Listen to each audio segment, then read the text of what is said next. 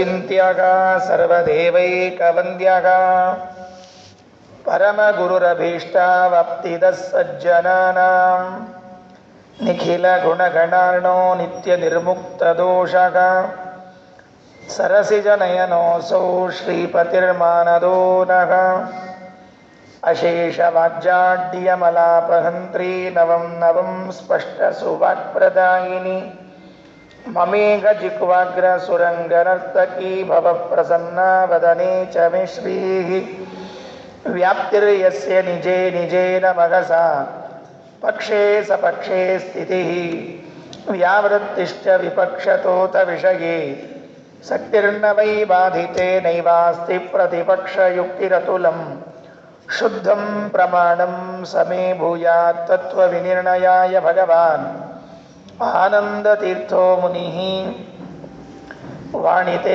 ಕರವಾಣ್ಯಂಬ ಚರಣೌ ಹೃದಯ ಸರ್ವದಾ ಮದ್ವಾಕ್ಯಸರಣಿರ್ಭೂಯಾತ್ ಶ್ರೀಮದಾಚಾರ್ಯ ಭಾವಗ ನಮೋऽस्तु ತಾತ್ವಿಕಾ ದೇವಾಃ ವಿಷ್ಣುಭಕ್ತಿಪರಾಯಣಾಃ ಧರ್ಮಮಾರ್ಗೇ ಪ್ರೇರಯಂತು ಭವಂತಃ ಸರ್ವ ಏವ ಹಿ ಯಸ್ಯ ವಾಕ್ ಕಾಮಧೇನುರ್ನಃ ಕಾಮಿತಾರ್ಥಾನ್ ಪ್ರಯಚ್ಛತಿ ಸೇವೇತಂ ಜಯ ಯೋಗೀಂದ್ರಂ ಕಾಮಬಾಣಚ್ಛಿದಂ ಸದಾ ಅಸ್ಮದ್ಗುರುಸಮಾರಂಭಾಂ ಟೀಕಾಕೃತ್ಪಾದಮಧ್ಯಗಾಂ ಶ್ರೀಮದಾಚಾರ್ಯಪರ್ಯಂತಾಂ ವಂದೇ ಗುರುಪರಂಪರಾಂ ಪೃಥ್ವೀಮಂಡಲಮಧ್ಯಸ್ಥಾಃ ಪೂರ್ಣಬೋಧಮತಾನುಗಾಃ ವೈಷ್ಣವಾ ವಿಷ್ಣುಹೃದಯಾಃ ತಾನ್ ನಮಸ್ಸೇ ಗುರೂನ್ ಮಮ ಆಪಾದಮೌಳಿಪರ್ಯಂತಂ ಗುರುಣಾಮಾಕೃತಿಂ ಸ್ಮರೇತ್ ತೇನ ವಿಘ್ನಾಃ ಪ್ರಣಶ್ಯಂತಿ ಸಿದ್ಧ್ಯಂತಿ ಚ ಮನೋರಥಾಃ ಶ್ರೀ ಗುರುಭ್ಯೋ ನಮಃ ಕಾಂತಾಯ ಕಲ್ಯಾಣಗುಣೈಕಧಾಮ್ನೇ ನಮದ್ಯುನಾಥ ಪ್ರತಿಮಪ್ರಭಾಯ ನಾರಾಯಣಾಯಾಖಿಲಕಾರಣಾಯ ಶ್ರೀಪ್ರಾಣನಾಥಾಯ ನಮಸ್ಕರೋಮಿ ಜಾಜ್ವಲ್ಯಮಾನೋಜ್ವಲರಾಘವಾಗ್ನೌ ಚಕ್ರೇ ಸುಗ್ರೀವಸುಯಾಯಜೂಕೆ ಆಧ್ವರ್ಯವಂ ಯುದ್ಧಮಖೇ ಪ್ರತಿಪ್ರಸ್ತಾತ್ರ ಸುಮಿತ್ರಾ ತರಗೇನ ಸಾಕಂ ಸ್ವಸ್ತಿಯಸ್ತು. ರಾಮಾಯಣದಲ್ಲಿ ಹನುಮನ ಪಾತ್ರ ಏನು, ಅವರು ಹೇಗೆ ರಾಮಚಂದ್ರನ ಸೇವೆಯನ್ನು ಮಾಡಿದರು ಅಂತನ್ನುವುದನ್ನು ನಿನ್ನೆ ಒಂದೆರಡು ಮಾತುಗಳಲ್ಲಿ ಕೇಳಿದ್ದೇವೆ. ಇವತ್ತು ಮುಂದಿನ ಕೆಲವು ಮಾತುಗಳಲ್ಲಿ ಹನುಮಂತನ ಮತ್ತಿಷ್ಟು ಮಹಿಮೆಗಳನ್ನು ಕೇಳವರಿದ್ದೇವೆ. ರಾವಣನಿಗೆ ಒಂದು ಮುಷ್ಟಿಯನ್ನು ಬಿಗಿದರು, ಒಂದೇಟು ಹಾಕಿದರು. ಹಾಕುವಾಗಲೂ ಕೂಡ, ಈ ಏಟನ್ನು ಹೊಡೆಯುವಾಗಲೂ ಕೂಡ ಅವರ ಮನಸ್ಸಿನಲ್ಲಿ ಇದ್ದದ್ದೇನು ಅಂದರೆ, ರಾವಣ ನನ್ನ ವೈರಿ ಅಥವಾ ರಾಮನ ವೈರಿ, ಅದಕ್ಕಾಗಿ ಅಲ್ಲ, ಸೀತೆಗೆ ಇವನು ನೋವು ಕೊಟ್ಟಿದ್ದಾನೆ ಅಂತನ್ನುವುದಕ್ಕಾಗಿ ಅದನ್ನು ತಿಳಿಸಿ ಹೊಡೆದರಂತೆ. ಸೀತಾ ಸಂತರ್ಜನಾಗ್ರೋತ್ತರ ಮೇಷಕೋದಾತ್. ವಾಯುದೇವರು ಯಾವುದೇ ಕಾರ್ಯವನ್ನು ಮಾಡಿದರೂ ಕೂಡ ದೇವರು ಪ್ರೀತನಾಗಲಿ, ಸೀತಾದೇವಿ ಮಹಾಲಕ್ಷ್ಮಿ ಪ್ರೀತನಾಗಲಿ ಎನ್ನುವ ಉದ್ದೇಶದಿಂದ ಕರ್ಮ ಮಾಡಬೇಕೇ ವಿನಃ ನಮ್ಮದು ಅವ್ರದ್ದು ವೈಯಕ್ತಿಕ ಏನೋ ಇದೆ ಅಂತನ್ನುವುದಕ್ಕಾಗಿ ಕರ್ಮವನ್ನು ಮಾಡಿದರು ಅಂತ ತಿಳಿಬಾರ್ದು. ನಾವು ಅಷ್ಟೇ, ಯಾವುದೇ ಕರ್ಮವನ್ನು ಮಾಡ್ತಾ ಇದ್ದಾಗಲೂ ಕೂಡ ತತ್ಪೂಜಾ ಕರ್ಮಚ ಅಖಿಲಂ ಅಂತನ್ನುವ ಅನುಸಂಧಾನದಿಂದೇ ಮಾಡಬೇಕು. ಮುಂದಿನ ಮಾತಿನಲ್ಲಿ ಯುದ್ಧ ನಡೀತಾ ಇದೆ ಅಂತೆ. ರಾಮ ರಾವಣರ ಯುದ್ಧ ನಡೀತಾ ಇದ್ರೆ ಹನುಮ ಯುದ್ಧದಲ್ಲಿ ಪಾಲ್ಗೊಂಡಿದ್ದಾನೆ. ಯುದ್ಧದಲ್ಲಿ ಹನುಮಂತನ ಪಾತ್ರ ಏನು, ಇವನೇನ್ ಮಾಡಬೇಕಾಗಿದೆ ಯುದ್ಧದಲ್ಲಿ ಅಂತ ಕೇಳಿದ್ರೆ, ನಾರಾಯಣ ಪಂಡಿತಾಚಾರ್ಯರಂತಾರೆ, ಹನುಮಂತ ಅಂದ್ರೆ ಪುರೋಹಿತ ಅಂತ ತಿಳ್ಕೊಳ್ರಿ. ಯುದ್ಧಕ್ಕೂ ಪುರೋಹಿತರಿಗೂ ಏನ್ ಸಂಬಂಧ? ಪುರೋಹಿತರು ಯುದ್ಧಕ್ಕೂ ಬಂದಿರ್ತಾರೇನು? ಯಜ್ಞ ಮಾಡಿಸ್ಲಿಕ್ಕೆ ಪುರೋಹಿತರು ಬಂದಿರ್ತಾರೆ. ಹನುಮಂತರನ್ನ ಪುರೋಹಿತ ಅಂತ ತಿಳಿದುಕೊಳ್ಳ್ರಿ ಅಂದ್ರೆ, ಈ ಇಡೀ ಯುದ್ಧವನ್ನೇ ಯಜ್ಞ ಅಂತ ಅನುಸಂಧಾನದಿಂದ ನಡೆಸಿದ್ರಂತೆ. ಯುದ್ಧ, ನಾವು ಮಾಡುವ ಯಜ್ಞಗಳೇ ಯುದ್ಧ ಭೂಮಿಯಾಗಿರ್ತವೆ. ನಾವೇನಾದ್ರೂ ಮನೆಯಲ್ಲಿ ಯಜ್ಞ ಮಾಡ್ತಾ ಇದ್ರೆ ಯುದ್ಧ ಭೂಮಿ, ಇವರಿಗೆ ಅವರು ಬೈಯೋದು, ಇವರು ಬೈಯೋದು, ಯಜ್ಞ ಇಲ್ವೇ ಇಲ್ಲ, ಬರೇ ಬೈಕೊಂಡಿರೋದ್ರಲ್ಲೇ ಮುಗಿದು ಹೋಗಿರ್ತದೆ. ಆದರೆ ಅವತ್ತು ಯುದ್ಧ ಮಾಡ್ತಾ ಇದ್ದಾಗಲೂ ಕೂಡ ಹನುಮಂತನ ಅನುಸಂಧಾನ ಏನಿತ್ತು ಅಂದರೆ, ನಾವೆಲ್ಲ ಈ ಯಜ್ಞದಲ್ಲಿ ಪಾಲ್ಗೊಂಡಿದ್ದೇವೆ. ಮಹಾಭಾರತದ ಕಥೆಯಲ್ಲಿ ಕೇಳ್ತೇವೆ ಮುಂದೆ, ದುಶ್ಯಾಸನನನ್ನ ಸಂಹಾರ ಮಾಡಿದರೆ, ಕೊಂದ್ರೆ ಏನು ಅನುಸಂಧಾನ ಮಾಡಿದರು ಭೀಮಸೇನ ಅಂತ ಕೇಳಿದ್ರೆ, ಇದು ದೇವರಿಗೆ, ನರಸಿಂಹ ದೇವರಿಗೆ ಇದೊಂದು ಬಲಿ ನೀಡ್ತಾ ಇದ್ದೇನೆ ಅಂತ ಅನುಸಂಧಾನ ಮಾಡಿದರಂತೆ. ಹಾಗೆ ಹನುಮಂತ ಯಜ್ಞವನ್ನ ಅನುಸಂಧಾನ ಮಾಡಿದರಂತೆ ಪುರೋಹಿತರು. ಅದಕ್ಕೇನು ಕರೆದಿದ್ದಾರೆ? ಆಧ್ವರ್ಯವಂ ಅಂತ ಕರೆದಿದ್ದಾರೆ. ಆಧ್ವರ್ಯ ಅಂದ್ರೆ ಪುರೋಹಿತರು, ಯಜ್ಞಕ್ಕೆ ಸಂಬಂಧಪಟ್ಟವರು. ಅದರಲ್ಲಿ ಬೇರೆ ಬೇರೆ ವೇದಗಳಿಗೆ ಬೇರೆ ಬೇರೆ ಪುರೋಹಿತರು ಇದ್ದಾರೆ. ಇದು ಯಜುರ್ವೇದಕ್ಕೆ ಸಂಬಂಧಪಟ್ಟ ಪುರೋಹಿತರಾಗಿದ್ರೆ ಅವರಿಗೆ ಅಧ್ವರ್ಯು ಅಂತ ಕರೀತಾರೆ. ಎಲ್ಲ ನಿಮ್ಮ ಅಧ್ವರ್ಯತ್ವವಾಗಿ ಆಗಬೇಕು ಅಂತ ಹೇಳ್ತಿರ್ತಾರೆ ನೋಡಿ, ಕೆಲವು ಕಡೆಗೆ ವಾಕ್ಯ ಪ್ರಯೋಗ ಮಾಡಿರ್ತಾರೆ, ನಿಮ್ಮ ಮುಂದಾಳತ್ವದಲ್ಲಿ ಅಂತ. ಹಾಗೆ ಭೀಮಸೇನ ಏನಾಗಿದ್ದ ಅಂದ್ರೆ ಅಧ್ವರ್ಯು ಅಂತನ್ನುವುದು ಯಜುರ್ವೇದದ ಪುರೋಹಿತದ ಹೆಸರು. ಋಗ್ವೇದದ ಪುರೋಹಿತಕ್ಕೆ ಹೋತೃ ಅಂತ ಕರೀತಾರೆ. ಋಗ್ವೇದದಲ್ಲಿ ಆ ಮಂತ್ರಗಳನ್ನು ಅಭ್ಯಾಸ ಮಾಡಿ ಯಜ್ಞ ಮಾಡಿಸುವಂಥವರು ಹೋತೃಗಳಾದರೆ, ಯಜುರ್ವೇದದಲ್ಲಿ ಅವರು ಅಧ್ವರ್ಯುಗಳು. ಹನುಮ ಅಧ್ವರ್ಯವಾಗಿ ನಿಂತಿದ್ದ. ಅಗ್ನಿ ಇತ್ತಂತೆ. ಯಾವ ಅಗ್ನಿ ಅಂತ ಕೇಳಿದ್ರೆ, ಜಾಜ್ವಲ್ಯಮಾನೋಜ್ವಲ ರಾಘವಾಗ್ನೌ, ರಾಘವನೆಂಬ ಅಗ್ನಿ, ರಾಮಚಂದ್ರನೇ ನಿಗಿನಿಗಿಯಾದ ಬೆಂಕಿ ಅಂತ. ಬರೇ ಉಜ್ವಲ ಅಲ್ಲ, ಜಾಜ್ವಲ್ಯಮಾನ ಉಜ್ವಲ ರಾಘವಾಗ್ನೌ. ಅದು ಶಾಂತವಾಗದ ಅಗ್ನಿ, ನಂದಿ ಹೋಗದ, ಆರಿ ಹೋಗದ ಅಗ್ನಿ. ಆದ್ರಿಂದ ಜಾಜ್ವಲ್ಯಮಾನೋಜ್ವಲ ರಾಘವಾಗ್ನೌ ಚಕ್ರೇಶ ಸುಗ್ರೀವ ಸುಯಾಯ ಜೂಕೆ. ಈ ಯಜ್ಞಕ್ಕೆ ಯಜಮಾನ ಯಾರು ಅಂದ್ರೆ ಸುಗ್ರೀವನೇ ಯಜಮಾನ ಅಂತ. ಯಾಯಜೂಕ ಅಂದ್ರೆ ಯಜಮಾನ. ಯಜಮಾನನಿಗೆ ಯಾಯಜೂಕ ಅಂತ ಕರೀತಾರಂತೆ. ಸುಗ್ರೀವ ಯಜಮಾನನಾಗಿದ್ದಾನೆ, ಹನುಮಂತ ಪುರೋಹಿತನಾಗಿದ್ದಾರೆ, ರಾಮಚಂದ್ರನೇ ಅಗ್ನಿಯಾಗಿದ್ದಾರಂತೆ. ಹಾಗಿದ್ರೆ ಲಕ್ಷ್ಮಣ ಏನ್ ಮಾಡಬೇಕು ಅಂದ್ರೆ ಬರೀ ಪುರೋಹಿತರಾಗಿದ್ದಾರೆ ಅಂತ ಹೇಳಿದ್ರು. ಪ್ರತಿಪ್ರಸ್ಥಾತ್ರ ಸುಮಿತ್ರ ತನಯೇನ ಸಾಕಂ. ಪ್ರತಿಪ್ರಸ್ಥಾತ್ರ ಅಂದ್ರೆ ಉಪಪುರೋಹಿತರು, ಸಾಮವೇದಕ್ಕೆ ಸಂಬಂಧಪಟ್ಟ ಉಪಪುರೋಹಿತರನ್ನ ಪ್ರತಿಪ್ರಸ್ಥಾತ್ರ ಅಂತ ಕರೀತಾರೆ. ಅಂದ್ರೆ ಒಂದೊಂದು ವೇದಕ್ಕೆ ಒಬ್ಬೊಬ್ಬರು ಪುರೋಹಿತರು, ಅವರಿಗೆ ಮತ್ತೆ 4 ಉಪಪುರೋಹಿತರು, ಒಟ್ಟಿಗೆ 16 ಪುರೋಹಿತರು ಬೇಕಂತೆ ಒಂದು ಯಜ್ಞ ಆಗಬೇಕಾದ್ರೆ. ನಮ್ಮಲ್ಲಿ ಒಬ್ಬರೇ ಎಲ್ಲ 16 ಪಾತ್ರಗಳನ್ನು ವಹಿಸಿಬಿಟ್ಟಿರ್ತಾರೆ. ಒಬ್ಬರ ಆಚಾರ್ಯ ಮಹಾ ಸಮರ್ಥರು, ಹೀಗಾಗಿ 16 ಪಾತ್ರಗಳನ್ನು ಅವರೇ ವಹಿಸಿ 16 ಯಜ್ಞ ಮುಗಿಸ್ಬಿಟ್ಟಿರ್ತಾರೆ. ಈ ಪುರೋಹಿತರಲ್ಲದೇನೆ ಒಬ್ಬ ಬ್ರಹ್ಮ ಅಂತ ಕೂತಿರ್ಬೇಕಾಗ್ತದೆ. ಯಾಕೆ ಅಂದ್ರೆ ಅವ್ರೇನು ತಪ್ಪು ಹೇಳಿದ್ರು ಸರಿ ಹೇಳಿದ್ರು ನೋಡೋಣ ಅಂತ ಕೂಡ್ಬೇಕಾಗ್ತದೆ. ಒಬ್ರು ತೆಂಗಿನಕಾಯಿ ಇಟ್ಬಿಟ್ಟಿರ್ತೀವಿ, ಯಾವ ನಮ್ಮ ತಪ್ಪುಗಳನ್ನು ಹೇಳೋದೇ ಬೇಡ ಅಂತ ಹೇಳಿ ತೆಂಗಿನಕಾಯಿ ಇಲ್ಲ ಅಂದ್ರೆ ಇನ್ನೂ ಮುಂದುವರೆದು ಅಡಿಕೆ ಬೆಟ್ಟ, ಒಂದು ದೊನ್ನಿ ಒಳಗೆ ಅಡಿಕೆ ಬೆಟ್ಟ. ಅವ ಬ್ರಾಹ್ಮ ಅಲ್ಲಿ ಕೂತಲ್ಲಿ ಏನ್ ಮಾಡಬೇಕು, ಖಾಲಿ ಕೂಡಬಾರ್ದಲ್ಲ ಅಂತ ಒಂದು ಉತ್ತತ್ತಿ ಇಟ್ಟಿರ್ತಾರೆ, ತಿನ್ಕೋತ್ ಕೂತಿರು ಅಂತ ಹೇಳಿ. ಅವನು ಮುಗಿಯೋ ತನಕ ಉತ್ತತ್ತಿ ತಿನ್ಕೊಂಡು ಅಡಿಕೆ ಬೆಟ್ಟದಲ್ಲೇ ಕೂತಿರ್ತಾರೆ. ಪಾಪ ಅನುಭವಸ್ಥರು ಗೊತ್ತು, ಸುಮ್ಮನೆ ಹೆಚ್ಚಿಗೆ ಹೇಳಬಾರ್ದು. ಆದ್ದರಿಂದ ಪ್ರತಿಪ್ರಸ್ಥಾತ್ರ ಉಪಪುರೋಹಿತನಾಗಿ ಬಂದಿದ್ದಾರೆ. ಒಟ್ಟಾರೆ ಈ ಇಡೀ ಯುದ್ಧವನ್ನ ಯಜ್ಞವಾಗಿ ವರ್ಣನೆ ಮಾಡ್ತಾ ಇದ್ದಾರೆ. ಜಾಜ್ವಲ್ಯಮಾನೋಜ್ವಲ ರಾಘವಾಗ್ನೌ ಚಕ್ರೇ ಸ ಸುಗ್ರೀವ ಸುಯಾಯ ಜೂಕೆ ಆಧ್ವರ್ಯವಂ ಯುದ್ಧಮಖೇ ಪ್ರತಿಪ್ರಸ್ಥಾತ್ರ ಸುಮಿತ್ರ ತನಗೇನ ಸಾಕಂ. ಅಂತೂ ಯುದ್ಧ ಆಯಿತು, ಯುದ್ಧ ಮುಗಿಯಿತು. ಯುದ್ಧದಲ್ಲಿ ರಾಮಚಂದ್ರನಿಗೆ ವಿಜಯೋತ್ಸವ ಆಯಿತು. ವಿಜಯೋತ್ಸವ ಆಚರಣೆ ಮಾಡಿದ್ರು, ಗೆದ್ದ ರಾಮಚಂದ್ರ, ಇದೆಲ್ಲ ಕೇಳಿದ್ದೇವೆ. ಇದು ಒಂದು ಮಾತು ನಾವು ಏನು ಅನುಸಂಧಾನ ಮಾಡಬೇಕು ಅಂತ ಕೇಳಿದ್ರೆ, ಶ್ರೀಮದಾಚಾರ್ಯರು ಭಗವದ್ಗೀತಾ ತಾತ್ಪರ್ಯದಲ್ಲಿ ಹೇಳುವಾಗ ಈ ಮಾತನ್ನು ಹೇಳ್ತಾರೆ. ಯಾವಾಗಲೂ ಕೂಡ ಏನೇ ಕರ್ಮ ಮಾಡಿದರೂ ಅದು ಭಗವಂತನ ಪೂಜೆಯಾಗಿ ಅನುಸಂಧಾನ ಮಾಡಿಕೊಳ್ಳ್ರಿ. ಈಗ ಪ್ರತಿಯೊಬ್ಬರಿಗೂ ಕೂಡ ಪೂಜೆ ಮಾಡುವಂತಹ ಅಧಿಕಾರ ಅವಕಾಶಗಳು ಇರೋದಿಲ್ಲ. ಎರಡು ಸಮಸ್ಯೆ ಅದ. ಒಂದು ಅಧಿಕಾರ ವಂಚಿತರು, ಅವಕಾಶ ವಂಚಿತರು. ನಮ್ದೆಲ್ಲ ಅವಕಾಶ ವಂಚಿತರ ಸಾಲಿನಲ್ಲಿ ಬರ್ತೀವಿ ನಾವೆಲ್ಲ, ಅಧಿಕಾರ ವಂಚಿತರ ಸಾಲಿನಲ್ಲ ನಾವೆಲ್ಲ. ಅವಕಾಶ ವಂಚಿತರು ಯಾಕೆ ಅಂದ್ರೆ ನಮಗೆ ಪೂಜೆ ಮಾಡ್ಲಿಕ್ಕೆ ಆಗೋದಿಲ್ಲ. ಆಚಾರ ಪುರುಷೋತ್ತ ಇರಂಗಿಲ್ರಿ ನಮಗ, ಎಲ್ಲ ಇರ್ತದೆ, ಪುರುಷೊತ್ತಿರಂಗಿಲ್ಲ ನಮಗೆ, ಪೂಜಾ ಮಾಡ್ಲಿಕ್ಕೆ ಪುರುಷೊತ್ತಿಲ್ಲ. ಅದರಿಂದ ಪುರುಷೊತ್ತಿಲ್ಲ ಅಂತ ಅನ್ಕೊಂಡು ಸಂಧ್ಯಾವಂದನೆ ಪೂಜೆ ಎಲ್ಲ ಹಾರಿಸಿರ್ತೀವಲ್ಲ, ಅದಕ್ಕೆ ಏನು ವ್ಯವಸ್ಥೆ ಮಾಡಿದ್ದಾರೆ ಅಂದ್ರೆ, ನೀವು ಮಾಡೋದನ್ನೆಲ್ಲ ಪೂಜೆ ಅಂತ ಹೇಳ್ರಿ ಕೊನೆಗೆ ಅಂತ ಯಾರೋ ಹೇಳಿದ್ರಂತೆ. ಆಮೇಲೆ ಅದೇನೋ ಅದೇ ಅದು ಅಂತ ಹಿಂಗೆ ಹೇಳಿದ್ರು ಅಂತದ್ದು ಹೇಳೋದು ಬೇಕಾಗಿಲ್ಲ. ಅದರಿಂದ ಮಾಡುವುದು ಪೂಜೆ ಅಂತಾಗಿ ಬಿಟ್ರೆ ದೇವರು ಸ್ವೀಕಾರ ಮಾಡಿಬಿಡ್ತಾನೆ, ಏನು ಸಮಸ್ಯೆ ಇಲ್ಲ. ಹನುಮಂತ ಮಾಡಿದ ಪೂಜೆಯನ್ನು ನೋಡಿಕೊಳ್ಳ್ರಿ. ಈ ಯುದ್ಧ ನಡೀತಾ ಇದ್ರೆ ಯುದ್ಧದಲ್ಲಿ ತಮ್ಮನ್ನೇನು ಅನುಸಂಧಾನ ಮಾಡಿಕೊಂಡ್ರು ಅಂದ್ರೆ ನಾನೊಬ್ಬ ಪುರೋಹಿತ ಅಂತ ಅನುಸಂಧಾನ ಮಾಡಿಕೊಂಡ್ರು. ಸುಗ್ರೀವ ಇದ್ದಲ್ಲ, ನೀನೇ ಯಜಮಾನ ಅಂದ್ಬಿಟ್ರು. ಈ ಯಜಮಾನಿಕೆ ಬಹಳ ಕಷ್ಟ ರೀ, ಯಾಕಂದ್ರೆ ಕೊನೆಗೆ ಬಿಲ್ ಎಲ್ಲ ಅವ್ರ ಕೈಯಾಗ ಬರ್ತಿರ್ತದೆ. ಯಜಮಾನ ಅಂದ್ರು ಅಂದ್ರೆ ಕೊನೆಗೆ ಬಿಲ್ ಅವ್ರ ಕಡೆ ಬರ್ತಿರ್ತದೆ. ನಮ್ಮ ಗುರುಗಳು ಮುಂಡ್ರಿ ಆಚಾರ ನಾವೆಲ್ಲ ಊಟಕ್ಕೆ ಕೊಡ್ಬೇಕಾದ್ರೆ ಕೃಷ್ಣಾರ್ಪಣ ಅನ್ನೋ ಅಂತ ಹಿಂಗೆ ನಾವೇನಾರ ಅಲ್ಲಿ ಸುಮ್ ಕೂಡು ಅನ್ಬೇಕು. ಅವ್ರು ಯಾಕೆ ಯಜಮಾನ ಅನ್ಲಿ ಅನ್ಬೇಕು, ಯಾಕೆ ನೀ ಅಂದ್ರೆ ನೀ ರಕ್ಷಣೆ ಕೊಡ್ಬೇಕಾಗ್ತಾವ ಹುಷಾರ್ ಅನ್ಬೇಕು. ಅವ್ರು ಯಜಮಾನ ಯಾರೋ ಅವ ಕೃಷ್ಣಾರ್ಪಣೆ ನೀ ಹೇಳಿದ್ರೆ ನೀ ರಕ್ಷಣೆ ಕೊಡ್ಬೇಕಾಗ್ತದೆ ಅಂತ ಅಷ್ಟೇ ಮಾಡ್ತೀನಿ ನಮ್ಮ ಆಚಾರ. ಯಜಮಾನನ ಅಧಿಕಾರ ಅದು, ನಮ್ದಲ್ಲ. ಅದಕ್ಕೆ ಸುಗ್ರೀವ ಇವ ಸುಯಾಯ ಜೂಕ ಯಜಮಾನನಾಗಿದ್ದ. ನೋಡ್ರಿ, ಹನುಮಂತ ದೇವರ ಮಾನಸ ಅನುಸಂಧಾನ ಎಷ್ಟು ಚೆನ್ನಾಗಿದೆ. ಭೀಮಸೇನ ದೇವರ ಮಾನಸ ಪೂಜೆ ಅಂತ ಪ್ರಸಿದ್ಧಿ ಇದೆ.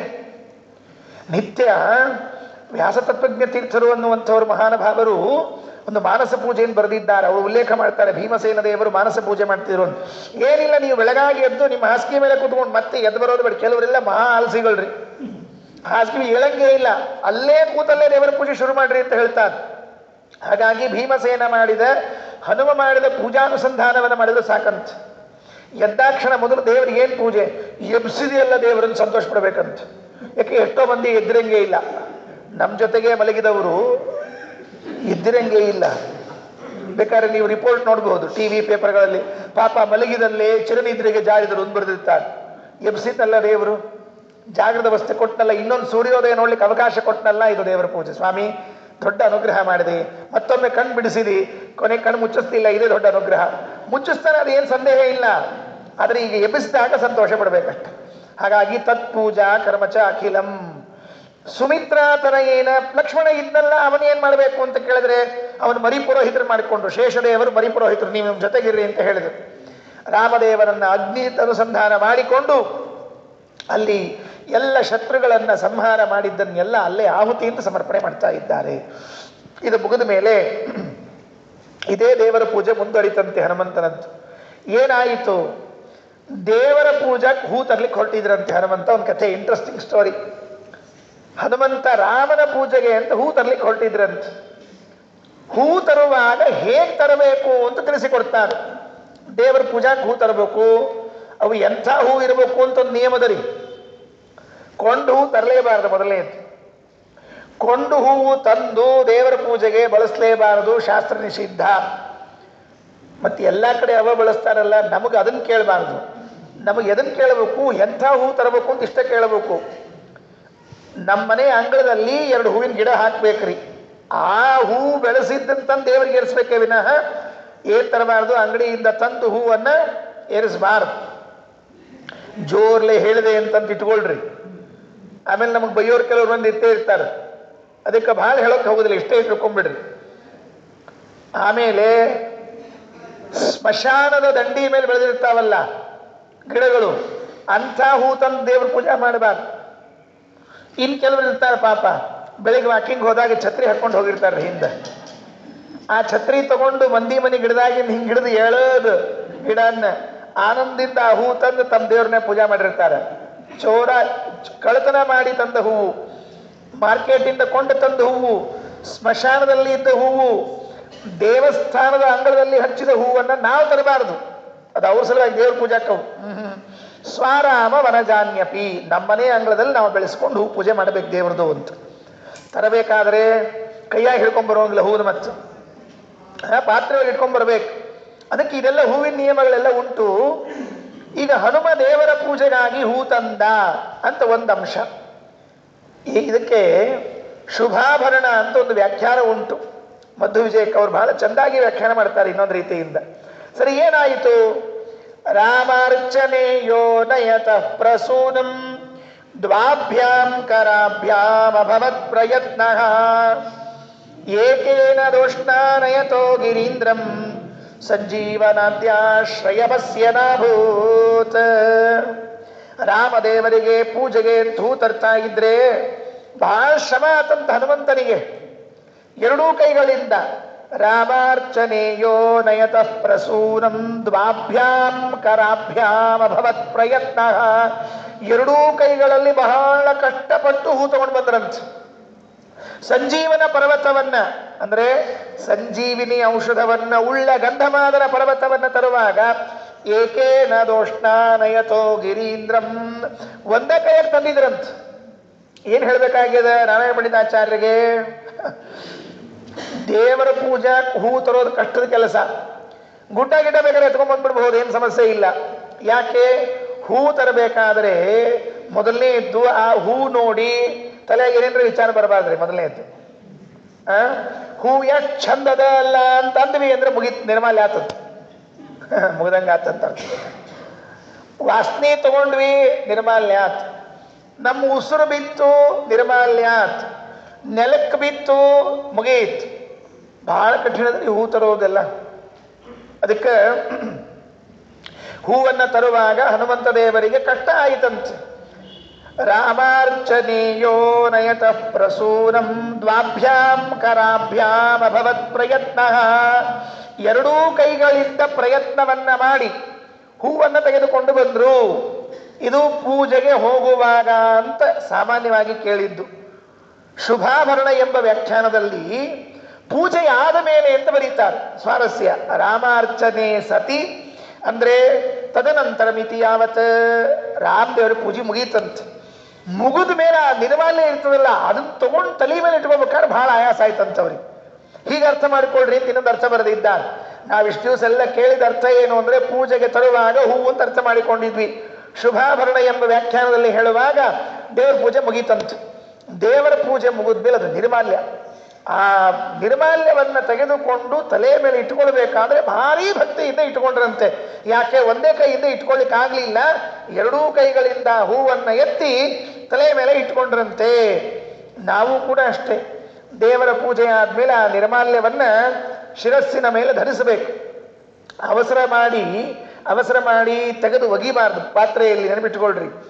ದೇವರ ಪೂಜೆಯನ್ನ ಮಾಡುವಾಗ ನಿನ್ನೆ ದಿವಸದ ನಿರ್ಮಾಲ್ಯವನ್ನ ತೆಗೆಯುವಾಗ ಮಹಾಲಕ್ಷ್ಮೀ ದೇವಿಯ ಸೂಕ್ತವನ್ನು ಹೇಳಿ, ಶ್ರೀ ಸೂಕ್ತವನ್ನು ಹೇಳಿ ನಿರ್ಮಾಲ್ಯವನ್ನ ತೆಗಿಬೇಕು. ತೆಗೆದು ಅದರ ಗಂಧವನ್ನ ಆಘ್ರಾಣಿಸಿ ತಲೆ ಕಣ್ಣಿಗೆ ಹಚ್ಕೊಂಡು ತಲೆಯ ಮೇಲೆ ಇಟ್ಕೊಂಡು ಆಮೇಲೆ ಪಾತ್ರೆಯಲ್ಲಿ ಹಾಕ್ಬೇಕದನ್ನು. ಸುಮ್ಮನೆ ತೆಗೆದು ಬಡ ಸಂಪುಷ್ಟಾಗಿ ತೆಗೆಯೋದು, ಬುಟ್ಟೆಗೆ ಹಾಕೋದು ಮಾಡೋ ಕೆಲಸ ಅಲ್ಲ. ಅದನ್ನು ತೆಗೆದು ಮೊದಲು ಪಕ್ಕದಲ್ಲೇನು ರುದ್ರದೇವರು ಇರ್ತಾರೆ ಅವರ ತಲೆಯ ಮೇಲೆ ಇಡಬೇಕು, ಅರ್ಥಾತ್ ಆ ಪಾತ್ರೆಯಲ್ಲಿ. ಆಮೇಲೆ ಅದನ್ನು ತಗೊಂಡು ನಾವು ಮೂಸಿ ಕಣ್ಣಿಗೆ ಇಟ್ಕೊಂಡು ತಲೆಗೆ ಇಟ್ಕೊಂಡು ಆಮೇಲೆ ವಿಸರ್ಜನೆ ಮಾಡಬೇಕು ಅಂತ ನಿಯಮ ಇದೆ. ಇನ್ನೂ ಬೇಕಾದಷ್ಟು ನಿಯಮಗಳನ್ನು ಹೇಳ್ತಾರೆ. ಅಂತೂ ದೇವರ ಗುಡಿಗೆ ಎಲ್ಲಾದರೂ ಹೋಗಿದ್ದಿದ್ರೆ ಆ ನಿರ್ಮಾಲ್ಯವನ್ನ ತಗೊಳ್ಳುವಾಗ ಭಕ್ತಿಯಿಂದ ಸ್ವೀಕಾರ ಮಾಡಬೇಕು. ಅದಕ್ಕೆ ಹೇಳಿದ್ರು ರಾಮಾರ್ಚನೆಯೋ ನಯತಃ ಪ್ರಸೂನಂ ದ್ವಾಭ್ಯಾಂ ಕರಾಭ್ಯಾಂ ಅಭವತ್ ಪ್ರಯತ್ನ ಏಕೇನ ದೋಷ್ಣಾನಯತೋ ಗಿರೀಂದ್ರಂ ಸಂಜೀವನಾದ್ಯಾಶ್ರಯವಸ್ಯ ನಾಭೂತ್. 4 ಔಷಧಿ ಇದ್ವಂತ ಮರದಲ್ಲಿ. ಇದ್ರೆ ಸಂಜೀವನಾದಿ ಅಂತ ಹೇಳುವಾಗ ಆಚಾರ್ಯರು ಮಹಾಭಾರತ ತಾತ್ಪರ್ಯ ನಿರ್ಣಯದಲ್ಲಿ ಹೇಳುವಾಗ ಒಂದು ಮಾತನ್ನು ಹೇಳ್ತಾರೆ. 4 ಔಷಧಿಗಳಿದ್ವಂತೆ ಹಿಂದಿನ ಕಾಲದಲ್ಲಿ. ಯಾವುದು ಅಂತ ಕೇಳಿದ್ರೆ ಮೃತ ಸಂಜೀವಿನಿ ಮುಖ್ಯ, ಸಂಧಾನಕರಣಿ ಪರ, ಸವರ್ಣಕರಣಿ ಚೈವ ವಿಶಲ್ಯಕರಣಿ ಚಿಚ ಅಂತ ಹೇಳಿದ್ದಾರೆ. ಇವು 4 ಔಷಧಗಳಿದ್ವಂತೆ ಹಿಂದಿನ ಕಾಲದಲ್ಲಿ. ಎಲ್ಲ ಬೇರುಗಳು. ಯಾವುದು ಮತ್ತೆ ಆಪರೇಷನ್ ಮಾಡಬೇಕು, ಹೊಲಗಿ ಹಾಕಬೇಕು ಅನ್ನೋ ಪ್ರಶ್ನೆ ಇದ್ದಿದ್ದೇ ಇಲ್ಲ. ಒಂದು ಔಷಧ ಮೃತ ಸಂಜೀವಿನಿ ಮುಖ್ಯ. ಸತ್ತವರನ್ನ ಬದುಕಿಸುವಂತಹ ಶಕ್ತಿ ಇರುವಂತಹ ಒಂದು ಬೇರೆ ಇತ್ತಂತ. ಇವತ್ತಿಗೂ ಕಾಡಿನಲ್ಲಿ ಅಂತಹ ಔಷಧಿಗಳಿವೆ.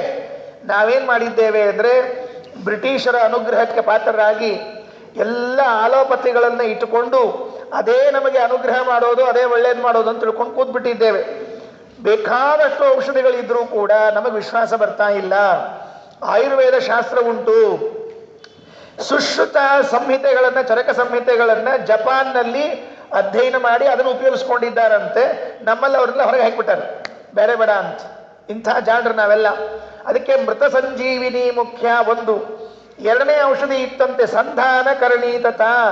ಫ್ರ್ಯಾಕ್ಚರ್ ಆಗಿದ್ರೆ ಸೀಳಿರ್ತದಲ್ಲ ಎಲ್ಲೋ ಎಲುಬುಗಳು, ಆ ಬೇರನ್ನ ಇಟ್ಟು ಮೇಲೊಂದು ವಸ್ತ್ರವನ್ನ ಕಟ್ಟಿ ಇಟ್ಟರೆ ಕೆಲವೇ ದಿನಗಳಲ್ಲಿ ಅದು ಸಂಧಾನಕರಣಿ ಕೂಡ್ಕೊಂಡ್ಬಿಡ್ತಿತ್ತಂತೆ. ಇದೇನು ಆಪರೇಷನ್ ಮತ್ತೊಂದು ಮುಗಿದೊಂದು ರಾಡು ಪಾಡು ಯಾವುದು ಬೇಕಾಗಿದ್ದಿಲ್ಲವಂತೆ. ಸಂಧಾನಕರಣಿ ತಥಾ ಸವರ್ಣಕರಣಿ. ಇವತ್ತಿನ್ನೇನು ಪ್ಲಾಸ್ಟಿಕ್ ಸರ್ಜರಿ ಅಂತ ಕರೀತಾ ನೋಡ್ರಿ, ಅದೇನೋ ಎಲ್ಲರ ಭಾಗ ಕೆಟ್ಟಿದ್ರೆ ಅದನ್ನು ತೆಗೆದು ಅದಕ್ಕೆ ಇನ್ನೊಂದು ಚರ್ಮ ಹಚ್ಚಿ ಎಲ್ಲ ಏನೇನೋ ಮಾಡ್ತಾರಲ್ಲ ಅಂಟು, ಅದು ಇತ್ತಂತೆ ಸವರ್ಣಕರಣಿ ಅಂತ ತಿಳಿದುಕೊಂಡು ಆ ಬೇರನ್ನ ಇಟ್ಟರೆ ಈ ಪಕ್ಕದ ಚರ್ಮ ಈ ಚರ್ಮ ಎರಡು ಒಂದೇ ಕಲರ್ ಬರ್ತಿತ್ತಂತೆ, ಏನು ವ್ಯತ್ಯಾಸ ಆಗ್ತಿರ್ಲಿಲ್ವಂತೆ. ಕೊನೆಯಲ್ಲಿ ಹೇಳಿದ್ರು ವಿಶಲ್ಯಕರ್ಣಿ ತಥಾ. ಬಾಣಗಳು ಖಡ್ಗಗಳು ಚುಚ್ಚಿದ್ದಿದ್ರೆ ಗಾಯ ಆಗಿದ್ದಿದ್ರೆ ಅದನ್ನ ತೆಗೆದ ಮೇಲೆ ಅದೇನಾಗ್ಬೇಡ, ಅದು ಬಹಳ ಡೇಂಜರ್ ಅದು. ಅಂಥದ್ದಕ್ಕೊಂದು ಔಷಧ ಪ್ರತ್ಯೇಕ ಇತ್ತಂತೆ. ಇವು 4 ಔಷಧಿಗಳು ಕೃತಯುಗದ ರಾಮಚಂದ್ರನ ಕಾಲದಲ್ಲಿ, ತ್ರೇತಾಯುಗದಲ್ಲಿ ಇತ್ತು, ಎಲ್ಲ ಕಾಲದಲ್ಲಿ ಇತ್ತು. ಹನುಮಂತರ ಕಾಲದ ಕಥೆಯನ್ನು ಹೇಳ್ತಾ ಇದ್ದಾರೆ. ಇಂತಹ 4 ಔಷಧಿಗಳಿಂದ ಕೂಡಿದ ಪರ್ವತ, ಅದು ಗಂಧಮಾದನ, ಅದನ್ನ ಹನುಮ ತರುವಾಗ ಒಂದೇ ಕೈಯಿಂದ ತಂದಿದ್ದಂತೆ. ಏಕೇನ ದೋಷ್ಣಾನಯತೋ ಗಿರೀಂದ್ರಂ ಸಂಜೀವನಾದ್ಯಾಶ್ರಯಮಸ್ಯ ನಾಭೂತ್. ಅವುಗಳನ್ನು ತರುವಾಗ ಏನೂ ಶ್ರಮ ಆಗಿರಲಿಲ್ಲ. ಆದರೆ ರಾಮಚಂದ್ರನ ಪೂಜೆಗೆ ತರುವಾಗ, ಹೂವನ್ನು ತರುವಾಗ ಮಾತ್ರ 2 ಕೈಗಳನ್ನು ಬಳಸುವಷ್ಟು ಶ್ರಮ ಆಗಿತ್ತು ಅಂತ ತಿಳಿಸ್ತಾ ಇದ್ದಾರೆ. ಅದು ಯಾವ ಶ್ರಮ? ಅದು ಭಕ್ತಿ. ಭಕ್ತಿಯಿಂದ ತರಬೇಕಾಗ್ತದೆ. ದೇವರ ಪೂಜೆಗೆ ಹೂವಾಗಲಿ ತುಳಸಿ ಆಗಲಿ ಏನು ತಂದರೂ ಕೂಡ ಶ್ರದ್ಧೆಯಿಂದ ತರಬೇಕಂತೆ. ಹೂ ಕಿತ್ತುವಾಗ, ತುಳಸಿ ಕಿತ್ತುವಾಗ ಒಂದು ಪ್ರಾರ್ಥನಾ ಮಂತ್ರ ಇದೆ. ಸುಮ್ಮನೆ ಕಿತ್ತಬಾರ್ದು, ಗಡಿಬಿಡಿಯಲ್ಲಿ. ಕೇಶವಾರ್ಥೆ ಚಿನೋಮಿತ್ವಾಂ ವಹಾಮಿತ್ವಾಂ ಅತಂದ್ರಿತಃ. ಕೇಳ್ಕೊಳ್ಬೇಕು, ಅಮ್ಮ ದೇವರ ಪೂಜೆಗಾಗಿ ನೀನು ಕಿತ್ತಾ ಇದ್ದೀನಿ, ಬೇಸರ ಮಾಡ್ಕೊಳ್ಬೇಡ ಅಂತ ಅವಳಿಗೆ ಪ್ರಾರ್ಥನೆ ಮಾಡಿಕೊಂಡು ತುಳಸಿ ಹೂಗಳನ್ನು ಕಿತ್ತಬೇಕಂತೆ. ಹಂಗೆ ಕಿತ್ತಿರಿ ನೋಡ ಹೆಂಗಿರ್ತದೆ, ನಮಗೆ ಹಿಂಗೆ ಕಿತ್ತಿದ್ರೆ ಹೆಂಗಿರ್ತದೆ ಮಜಾ? ಎಷ್ಟು ನೋವು ಆಗ್ತದೆ, ಪ್ರಾಣಾಂತಿಕ ಆಗೋದಿಲ್ವ? ಹಾಗಾದರೆ ಹೂವುಗಳಿಗೆ, ಮರಗಳಿಗೆಲ್ಲ ತೊಂದರೆ ಆಗ್ತಿರ್ತದೆ. ಅದಕ್ಕೆ ಹೂಗಳನ್ನು ಮರದಿಂದ ಕೀಳುವಾಗ, ತುಳಸಿಯನ್ನು ಕೀಳುವಾಗ ಪ್ರಾರ್ಥನೆ ಮಾಡಬೇಕಂತೆ. ಕೇಶವಾರ್ಥೇ ಚಿನೋಮಿತ್ವಾಂ. ಅಮ್ಮ ದೇವರ ಪೂಜೆಗಾಗಿ ತೆಗಿತೀನಿ, ನೋವಾದರೂ ಕ್ಷಮ ಮಾಡಬೇಕಂದ್ರೆ ದೇವರ ಪೂಜೆಗೆ ಬೇಕಲ್ಲ ಅಂತ ಪ್ರಾರ್ಥನೆ ಮಾಡಿ ತೆಗಿಬೇಕು ಅಂತ ಹೇಳ್ತಾರೆ. ಇದು ಎಲ್ಲದಕ್ಕೂ ನಿಯಮವನ್ನು ಹೇಳಿಬಿಟ್ಟಿದ್ದಾರೆ.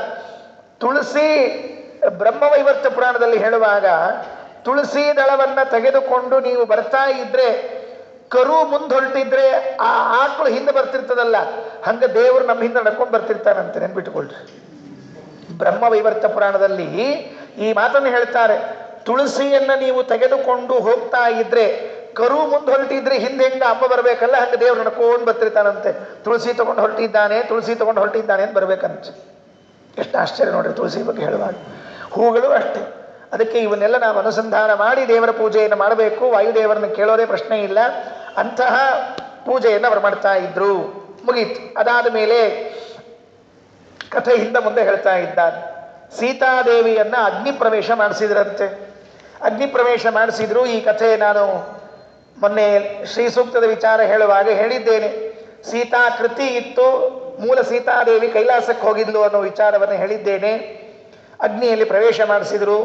ಶುದ್ಧಳಾದವಳು, ಪರಿಶುದ್ಧಳಾದವಳು ಸೀತೆ ಬಂದಿದ್ದಾಳೆ. ಬಂದಾಗ ರಾಮ ಹೊರಟಿದ್ದಂತೆ. ಇಷ್ಟೊತ್ತು ಸುಗ್ರೀವನ ಜೊತೆಗೆ ಇದ್ದ ಹನುಮ ಈಗ ತನ್ನ ದಾರಿಯನ್ನು ಬದಲಾಯಿಸಿಕೊಂಡಂತೆ. ಇನ್ನೇನು ಸುಗ್ರೀವನ ಜೊತೆಗೆ ಹೋಗೋ ಅವಶ್ಯಕತೆ ಇಲ್ಲ, ಇನ್ನೇನು ರಾಮನ ಜೊತೆಗೆ ಹೋಗ್ತೀನಿ ಅಂತ ತಿಳ್ಕೊಂಡು ರಾಮನ ಜೊತೆಗೆ ಹೊರಟನಂತೆ. ಆ ಕಥೆಯನ್ನು ಹೇಳುತ್ತಾರೆ. ಸದಾರಿತಾರಿಂ ಪರಮಂ ಪುಮಾಂಸಂ ಸಮನ್ವಯಾಸೀನ್ ನರದೇವ ಪುತ್ರ್ಯ ವನ್ಹಿ ಪ್ರವೇಶಾಧಿಗತಾತ್ಮ ಶುದ್ಧ್ಯ ವಿರಾಜಿತಂ ಕಾಂಚನ ಮಾಲಗೇವ. ಬೆಂಕಿಯಲ್ಲಿ ಹಾಕಿ ಬಂಗಾರವನ್ನ ತೆಗೆದ್ರೆ ಅದು ಚೊಕ್ಕ ಬಂಗಾರ ಅಂತ ಗೊತ್ತಾಗ್ತದಂತೆ. ಅಕ್ಕಸಾಲಿಗರೆಲ್ಲ ಬಂಗಾರ ಪರೀಕ್ಷೆ ಹೇಗೆ ಮಾಡ್ತಾರೆ? ಬೆಂಕಿಯಲ್ಲಿ ಹಾಕಿ ಮಾಡ್ತಾರಂತೆ. ಇತ್ತೀಚೆಗೆ ಹೊಸದಾಗಿ ಬಂದಿದ್ರೆ ನನಗೆ ಗೊತ್ತಿಲ್ಲ. ಪದ್ಧತಿ ಏನು ಅಂತ ಕೇಳಿದ್ರೆ ಬೆಂಕಿಯಲ್ಲಿ ಹಾಕಿ ಅದು ಶುದ್ಧ ಬಂಗಾರ ಹೌದೋ ಅಲ್ಲೋ ಅಂತ ಗುರುತಿಸ್ತಾರಂತೆ. ಅದಕ್ಕೆ ಅದು ಸೀತಾದೇವಿಯನ್ನ ರಾಮಚಂದ್ರ ಏನ್ ಮಾಡಿದ ಅಂದ್ರೆ ವಿರಾಜಿತಂ ಕಾಂಚನ ಮಾಲಯೇವ, ಬಂಗಾರದ ಮಾಲೆಯನ್ನ ಹೇಗೆ ಅಗ್ನಿಯಲ್ಲಿ ಹಾಕಿ ಅದು ಶುದ್ಧ ಹೌದೋ ಅಲ್ಲೋ ಅಂತ ನೋಡ್ತಾರಲ್ಲ, ಹಾಗೆ ಮಹಾಲಕ್ಷ್ಮಿಯ ಸ್ವರೂಪಳಾದ ಲಕ್ಷ್ಮಿ ಸೀತಾದೇವಿಯನ್ನ ಬೆಂಕಿಯಲ್ಲಿ ಹಾಕಿ ತೆಗೆದಂತೆ. ಅಲ್ರಿ ಆಚಾರ, ಲಕ್ಷ್ಮೀನಂತೀರಿ ಬೆಂಕಿ ಹಾಕಿದಂತೀರಿ, ಏನ್ ಕತಿ ನಿಮ್ದು ಅಂದ್ರೆ ಮೊದಲೇ ಹೇಳಿದ್ದೀನಿ. ಅಲ್ಲ, ಹಾಕಿದ್ದು ಸೀತಾಕೃತಿ, ಒಳಗೆ ಹಾಕಿದ್ದು ಯಾವುದು? ಸೀತಾದೇವಿಯ ಆಕೃತಿ. ಅದು ಸುವರ್ಣಮಯವಾದದ್ದು. ಅದು ಆಕೃತಿಯನ್ನು ಬಂಗಾರದಲ್ಲಿ ಹಾಕಿದ್ರೆ ಕೈಲಾಸದಿಂದ ಸೀತಾದೇವಿ ಅಗ್ನಿಯಲ್ಲಿ ಬಂದು ನಿಂತ್ಕೊಂಡಿದ್ದಾಳೆ. ಹೊರಗೆ ಬರುವಾಗ ಅವಳು ಬಂದು ನಿಂತ್ಕೊಂಡ್ಳು. ರಾಮಚಂದ್ರ ಸ್ವೀಕಾರ ಮಾಡಿದ ಸೀತೆಯನ್ನ. ರಾಮಾಯಣ ಆದರೆ ವಿಶೇಷ ಕಥೆ, ರಾಮಾಯಣ ಅಲ್ಲ, ಆದ್ರಿಂದ ಇಷ್ಟೇ ಹೋಗ್ತಾ ಇದ್ದೀನಿ. ಹೆಂಗಿದ್ಲು ಅಂತ ಕೇಳಿದ್ರೆ ವಿರಾಜಿತಂ ಕಾಂಚನ ಮಾಲಗೇವ. ಸೀತೆ ಸ್ವಯಂ ಪರಿಶುದ್ಧಳು. ಸೀತೆಯನ್ನ ಅಗ್ನಿಯಲ್ಲಿ ಹಾಕಿದ್ರೆ ಶುದ್ಧವಾದದ್ದು ಅಗ್ನಿ, ಸೀತೆ ಎಲ್ಲ ನೆನಪಿಟ್ಟುಕೊಳ್ರಿ. ನಾವೆಲ್ಲ ಹಂಗೆ ತಿಳ್ಕೊಂಡಿದ್ದೀವಿ, ಏನು ಅಂದರೆ ಅಗ್ನಿಯಲ್ಲಿ ಹಾಕಿದ್ದಕ್ಕೆ ಸೀತೆ ಶುದ್ಧ ಆದ್ಲು ಅಂತ. ಅಲ್ವೇ ಇಲ್ಲ. ಸೀತಮ್ಮ ಅವಳು ಅಗ್ನಿಯಲ್ಲಿಂದ ಬಂದದ್ರಿಂದ ಅಗ್ನಿಗೆ ಶುದ್ಧಿ ಬಂತು. ಯಾಕೆ ಅಂದರೆ ಅಗ್ನಿ ಕೆಲವೊಮ್ಮೆ ಹೊಲಸನ್ನು ಸುಡ್ತಾನೆ, ಶವವನ್ನು ಸುಡ್ತಾನೆ, ಎಲ್ಲ ಮಾಡ್ತಿರ್ತಾನಲ್ಲ, ಅದರ ಶುದ್ಧಿ ಆಗಬೇಕು ಅನ್ನೋದಕ್ಕೆ ಮಹಾಲಕ್ಷ್ಮೀ ದೇವಿಯ ಪಾದಸ್ಪರ್ಶವಾದದ್ದಕ್ಕಾಗಿ ಅವರು ಶುದ್ಧನಾಗಿ ಬಂದದ್ದು. ಸೀತಾದೇವಿಗೆ ಶುದ್ಧಿ ಇಲ್ಲ. ಭವಭೂತಿ ಅಂತ ಒಬ್ಬ ಕವಿ ಇದ್ದಾನೆ ಸಂಸ್ಕೃತದಲ್ಲಿ. ಉತ್ತರ ರಾಮಚರಿತ ಅಂತ ಒಂದು ಗ್ರಂಥವನ್ನು ಬರೆದಿದ್ದಾನೆ. ಬರೆದಿರುವಾಗ ಅವನು ಹೇಳ್ತಾನೆ, ತೀರ್ಥೋದಕಂಚ ವನ್ನಿಶ್ಚ ನಾಣ್ಯತ ಶುದ್ಧಿ ಮರಗತಃ. ತೀರ್ಥವಾಗಲಿ ಬೆಂಕಿಯಾಗಲಿ ಎಂದೂ ಇನ್ನೊಬ್ಬರಿಂದ ಶುದ್ಧಿ ಪಡೆಯುವುದಿಲ್ಲ. ಹೇಗೋ ಹಾಗೆ ಸೀತಾದೇವಿಯು ಕೂಡ ಇನ್ನೊಬ್ಬರಿಂದ ಶುದ್ಧಿ ಪಡೆಯುವ ಅವಶ್ಯಕತೆ ಇಲ್ಲ ಅಂತ ಕಾವ್ಯಮಯವಾಗಿ ವರ್ಣನೆ ಮಾಡ್ತಾನೆ. ಗಂಗಾ ನದಿ ಯಾರೋ ಮೈಲ್ಗಿಯವ್ರು ಮುಟ್ಟಿದ್ರು, ಗಂಗಾ ಮೈಲ್ಗೆ ಆಗ್ಯದ, ಮಡಿ ಆಗಲಿ ಆಮೇಲೆ ಸ್ನಾನ ಮಾಡ್ತೀವಿ ಅಂತ ಕೂತ್ರೆ ಗೆಳತನ ಆಗ್ತದೆ. ಎಂದೂ ತೀರ್ಥಕ್ಕೆ ಮಡಿ ಮೈಲಿಗೆ ಇಲ್ಲ, ಬೆಂಕಿಗೆ ಇಲ್ಲ, ಸೀತಮ್ಮನವ್ರಿಗೂ ಇಲ್ಲ ಅಂತ ತಿಳ್ಕೊಳ್ರಿ ಅಂತ ಹೇಳ್ತಾ ಇದ್ದಾನೆ. ಹಾಗಾಗಿ ಸೀತೆಯನ್ನ ಲೋಕದ ದೃಷ್ಟಿಯಲ್ಲಿ ಜನರಿಗೆ ಅಪವಾದ ಬರಬಾರದು ಅನ್ನೋದಕ್ಕಾಗಿ ಹಾಕಿ ಕರೆದುಕೊಂಡು ಬಂದಿದ್ದಾರೆ. ಸದಾರಿ ತಾರಿಂ ಪರಮಂ ಪುಮಾಂಸಂ ಸಮನ್ವಯಾಸೀತ್ ನರದೇವ ಪುತ್ರಿಯ. ದಾರಿತಾರಿ ಶತ್ರುಗಳನ್ನು ಸಂಹಾರ ಮಾಡಿದ ಪರಮ ಪುಮಾಂಸ ಶ್ರೇಷ್ಠ ಪುರುಷನಾಗಿರುವಂತಹ ರಾಮಚಂದ್ರನನ್ನ ಬೆನ್ನಹತ್ತಿಕೊಂಡು ಬಂದರು. ನರದೇವ ಪುತ್ರಿಯ ಸೀತಾದೇವಿಯ ಜೊತೆಗೆ. ಹೆಂಗಿದ್ಲು ಸೀತಾದೇವಿ ಅಂದರೆ ವನ್ನಿ ಪ್ರವೇಶ ದಿಗದಾತ್ಮ ಶುದ್ಧ. ವನ್ನಿಯಲ್ಲಿ ಪ್ರವೇಶ ಮಾಡುವ ಮೂಲಕವಾಗಿ ಶುದ್ಧಳಾಗಿರುವಂಥವಳು. ಅದಕ್ಕೆ ದೃಷ್ಟಾಂತ ಕೊಟ್ಟರು ನಾರಾಯಣ ಪಂಡಿತಾಚಾರ್ಯ. ವಿರಾಜಿತಂ ಕಾಂಚನ ಮಾಲಯೇವ. ರಾಮಚಂದ್ರನ ಜೊತೆಗೆ ಬಂದ ಮೇಲೆ ಅಯೋಧ್ಯೆಯಲ್ಲಿ ಇದ್ದಂತ. ಅಯೋಧ್ಯೆಯಲ್ಲಿ ಇದ್ದಾಗ ಒಂದು ಘಟನೆ ಆಯಿತು ಅಂತಂತ. ಯಾವಾಗಲೂ ಅಯೋಧ್ಯೆಯಲ್ಲಿ ರಾಮಚಂದ್ರ ಎಲ್ಲಿ ಕೂತಿರ್ತಿದ್ದೋ ಅಲ್ಲಿ ಹನುಮ ಕೂತಿರ್ಬೇಕಂತ. ರಾಮ ಬಂಟ ಹನುಮ ಕೈ ಮುಕ್ಕೊಂಡೇ ಕೂತಿರ್ಬೇಕು ಯಾವಾಗಲೂ. ಏನ್ ಮಾಡ್ತಿದ್ದ ಹನುಮ ರಾಮನ ಮುಂದೆ ಕೂತು ಒಂದು ಪ್ರಶ್ನೆಗೆ ಪಂಡಿತಾಚಾರ್ಯರು ಉತ್ತರ ಹೇಳ್ತಾರೆ. ಶ್ಯಾಮಂ ಸ್ಮಿತಾಸ್ಯಂ ಪೃಥು ದೀರ್ಘಹಸ್ತಂ ಸರೋಜನೇತ್ರಂ ಗಜರಾಜಯಾತ್ರಂ ವಪುರ್ಜಗನ್ಮಂಗಲಮೇಶ ದೃಗ್ಭ್ಯಾಂ ಚಿರಾದಯೋಧ್ಯಾಧಿಪತೆ ಸೇವೆ. ಕಣ್ಣು ಬಿಟ್ಟದ್ದನ್ನು ಹಂಗೇ ಬಿಟ್ಕೊಂಡಿರ್ತಿದ್ದಂತೆ. ರಾಮನ್ನೇ ನೋಡ್ತಾ ಇರ್ಬೇಕಂತೆ. ಒಂದು ಕ್ಷಣ ಆ ಕಡೆ ಈ ಕಡೆ ಕಣ್ಣು ಅಲ್ಲಾಡ್ಸೋ ಹಂಗಿಲ್ಲ. ಅಷ್ಟು ಲಕ್ಷ ಕೊಟ್ಟು ದೇವರನ್ನು ನೋಡ್ಬೇಕಾದ್ರೆ ಬಹಳ ಕಷ್ಟದ್ರಿ. ಯಾಕಂದ್ರೆ ನಮಗೆ ದೇವ್ರ ಪೂಜಾ ಕೂತಾಗ ನೋಡ್ಲಿಕ್ಕೆ ಆಗಂಗಿಲ್ಲ. ದೇವ್ರ ಪೂಜಾ ಕೂತಿರ್ತೀವಿ, ಈ ಕಡೊಮ್ಮ ಆ ಕಡೊಮ್ಮ ಆ ಕಡೊಮ್ಮ ಆ ಕಡೊಮ್ಮ ನೋಡ್ತಿರ್ತೀವಿ ನಾವೆಲ್ಲ. ದೇವರ ಶಾಲಿಗ್ರಾಮ ಎಷ್ಟವಂತ ನೆನಪಿರಂಗಿಲ್ಲ ಪೂಜಾ ಕೂತಾಗ. ಪ್ರತಿಮಾಕ್ಕೆ ಹಾರ ಹಾಕಿವೋ ಗಂಧ ಹಚ್ಚಿವೋ ನೆನಪಿರಂಗಿಲ್ಲ. ಕೆಲವೊಮ್ಮೆ ಮಂಗಳಾರತಿ ಹಂಗ ಉಳಿದು ಬಿಟ್ಟಿರ್ತಾವೆ, ಪೂಜೆ ಮುಗಿದು ಬಿಟ್ಟಿರ್ತದೆ. ಅಯ್ಯ ಮಂಗಳಾರತಿ ಉಳಿದು ಬಿಡುತ್ತೆ ನೋಡು ಅಂತ ಅಂತೀವಿ. ಕೊನೆಗೆ ಪೆಟ್ಟಿಗೆ ಮಾಡ್ರಿ ಅಂತ ಇಷ್ಟ ಹೇಳ್ತಿರ್ತಾರೆ ಮನೆಯಾಗ. ಪೆಟ್ಟಿಗೆ ಮಾಡ್ತಿರ್ತಾರೆ ಮಂಗಳಾರತಿನ ಅಷ್ಟೇ. ಅದಕ್ಕೆ ಪೂಜೆಗೆ ಕೂತಾಗ ದೇವರ ಕಡೆಗೆ ಗಮನ ಇರೋದಿಲ್ಲ ನಮ್ದು ಅಂತ. ಆದರೆ ಹನುಮಂತ ರಾಮನ್ ಬಿಟ್ರೆ ದೃಗ್ಭ್ಯಾಂ ಎರಡೂ ಕಣ್ಣುಗಳಿಂದ ದೃಗ್ಭ್ಯಾಂ ಚಿರಾದ ಅಯೋಧ್ಯಾಧಿಪತೆ ಸೇವೆ. ಕಣ್ಣುಗಳನ್ನು ಎರಡನ್ನೂ ರಾಮನ ಮೇಲೆ ನೆಟ್ಟಿದ್ದಂತೆ. ಏನ್ ಕಾಣ್ತಿದ್ದ ರಾಮನಲ್ಲಿ? ಶ್ಯಾಮಂ ಸ್ಮಿತಾಸ್ಯಂ ಪೃಥು ದೀರ್ಘಹಸ್ತಂ ಸರೋಜನೇತ್ರಂ ಗಜರಾಜಯಾತ್ರಂ ವಪುರ್ಜಗನ್ಮಂಗಲಮೇಶ ದೃಗ್ಭ್ಯಾಂ ಚಿರಾದಯೋಧ್ಯಾಧಿಪತೆ ಸೇವೆ. ಶ್ಯಾಮಂ, ಶ್ಯಾಮ ಅಂದ್ರೆ ನಮ್ಗೆ ಗೊತ್ತದಲ್ಲ, ಶಾಮರಾವ್ ಅಂತ ಇದ್ದೇ ಇರ್ತಾರೆ ಹೆಂಗಿದ್ರು. ಅವ ಬೆಳಗಿರ್ಲಿ ಹೆಸರು ಶಾಮರಾವ್ ಇರ್ತದ. ಒಂದು ಅವ ಬೆಳಗಿದ್ರು ಶಾಮರಾವ್ ಅಂತ ಇರ್ತದೆ. ಪಾಪ ಸಂಬಂಧ ಇಲ್ಲ. ಶ್ಯಾಮ ಅಂದ್ರೆ ಕಪ್ಪು ಅಂತ ತಿಳ್ಕೊಂಡಿದ್ದೇವೆ. ಶ್ರೀಮದಾಚಾರ್ಯ ಇಂತಹ ಶಬ್ದಗಳಿಗೆಲ್ಲ ಅಪರೂಪದ ಅರ್ಥ ಹೇಳ್ತಾರೆ. ಶ್ಯಾಮ ಅಂದ್ರೆ ನಿತ್ಯ ತರುಣ ಅಂತ ಅರ್ಥ. ಶ್ಯಾಮ ಅನ್ನೋ ಶಬ್ದಕ್ಕೆ ತರುಣ. ಎಂದೆಂದೂ ದೇವರಿಗೆ, ಮಹಾಲಕ್ಷ್ಮೀ ದೇವಿಗೆ ವೃದ್ಧಾಪ್ಯ ಬರೋದಿಲ್ಲ. ಶ್ಯಾಮಂ ತರುಣನಾಗಿರುವಂಥವನು ರಾಮಚಂದ್ರ. ದೇವರು ಎಲ್ಲೇ ಯಾವುದೇ ರೂಪದಲ್ಲಿ ಇದ್ರೂ ಕೂಡ ಅವನೇನಿರ್ತಾನೆ? ತರುಣನಾಗಿ ಇರ್ತಾನೆ. ಶ್ಯಾಮ ಅಂತನ್ನೋ ಶಬ್ದಕ್ಕೆ ನಮ್ಮ ಆಚಾರ್ಯ ಹೀಗೆ ಹೇಳ್ತಿದ್ರು ಪಾಠ ಹೇಳುವಾಗೆಲ್ಲ. ಶ್ಯಾಮ ಅಂತ ಸ್ತ್ರೀಲಿಂಗ ಹೇಳಿದ್ರೆ ಅತಿ ತರುಣಿ ಮತ ಅಂತ ಹೇಳಬೇಕು. ಪುಲ್ಲಿಂಗ ಹೇಳಿದ್ರೆ ನಿತ್ಯ ತರುಣ ಅಂತ ಅರ್ಥ. ಶ್ಯಾಮ ಅಂತನ್ನೋ ಶಬ್ದಕ್ಕೆ ತರುಣ. ರಾಮಚಂದ್ರನನ್ನ ನೋಡುವಾಗ ಹನುಮಂತ ನಿತ್ಯದಲ್ಲಿ ತಾರುಣ್ಯವನ್ನೇ ಕಾಣ್ತಾ ಇದ್ದಂತೆ. ಏನು ಆಶ್ಚರ್ಯ ಆಗ್ತದಲ್ಲ ನೋಡ್ರಿ, ಹೇಗೆ ಆಶ್ಚರ್ಯ. ವಾದರಾಜ ಸ್ವಾಮಿಗಳು ಶ್ರೀ ಶ್ರೀಶ ಗುಣದರ್ಪಣದಲ್ಲಿ ಹೇಳುವಾಗ ಯುವಾಂ ಯುವಾನೌ ಸತತಂ ನ ಯುವಯೋ ವಯೋಧಿಕಃ. ಯುವಾಂ ಯುವಾನು. ಅಮ್ಮ ತಾಯಿ ಲಕ್ಷ್ಮೀದೇವಿ, ನೀನು ಮತ್ತು ನಿನ್ನ ಮನೆಯವರಿದ್ದಾರಲ್ಲ, ನೀವಿಬ್ಬರು ನಿತ್ಯ ತರುಣರು, ನಿತ್ಯ ತರುಣರು. ವಯಸ್ಸಿನಲ್ಲಿ ನಿಮ್ಮಲ್ಲಿ ಯಾರು ದೊಡ್ಡವರು ಯಾರು ಸಣ್ಣವರು ಅಂತ ಹೇಳಿ ಬರೋದೇ ಇಲ್ಲ. ಯಾಕಂದ್ರೆ ಇಬ್ಬರು ದೇಶತಃ ಕಾಲತಃ ಸಮ ಇದ್ದಾರೆ. ಅಂದ ಮೇಲೆ ನಿತ್ಯ ತರುಣರಾಗಿರುವಂತಹ ಗಂಡ ಹೆಂಡತೀರು ನೀವು ಅಂತ ರಾಜರು ಸ್ತೋತ್ರ ಮಾಡ್ತಾರೆ. ಹಾಗಾಗಿ ದೇವರನ್ನು ನಾವು ಯಾವಾಗಲೂ ಚಿಂತನೆ ಮಾಡುವಾಗ ನಿತ್ಯ ತರುಣ ಅಂತ ಚಿಂತನೆ ಮಾಡಬೇಕು. ಚಿಗುರು ಮೀಸೆ ಬೆಳೆದಿರ್ತದಲ್ಲ, ಜಸ್ಟ್ ಇನ್ನು ಹಂಗೇ ಮುಖ ಇರ್ಬೇಕಂತ ಯಾವಾಗಲೂ ದೇವರದ್ದು. ಮೀಸಿ ಬೆಳೆದು ಗಡ್ಡ ಬೆಳೆದು ಎಲ್ಲ ಬಿಳಿಯಾಗಿ ಕರಿಯಾಗಿ ಅದಕ್ಕಿಷ್ಟು ಪೇಂಟ್ ಹಚ್ಚಿ ಕೊನೆಗೆ ಇದನ್ನು ಹಚ್ಚಿರ್ತಾರೆ ನೋಡ್ರಿ, ಅವೆಲ್ಲ ಹಂಗೆ ಎಂಥವೆಲ್ಲ ಮಾಡಬಾರ್ದವೆಲ್ಲ. ಏನು ದೇವ್ರು ಕೊಟ್ಟು ನಾವು ಕೂದಲು ಅಷ್ಟೇ ಇರ್ಬೇಕ್ರಿ. ಅವಕ್ಕೆ ಬೇರೆ ಬೇರೆ ಹಚ್ಕೊಳ್ಳಿಕ್ಕೆ ಹೋದ್ರೆ ಬೇರೆ ಬೇರೆ ಏನೇನೋ ಬರ್ತಿರ್ತಾವಂತ.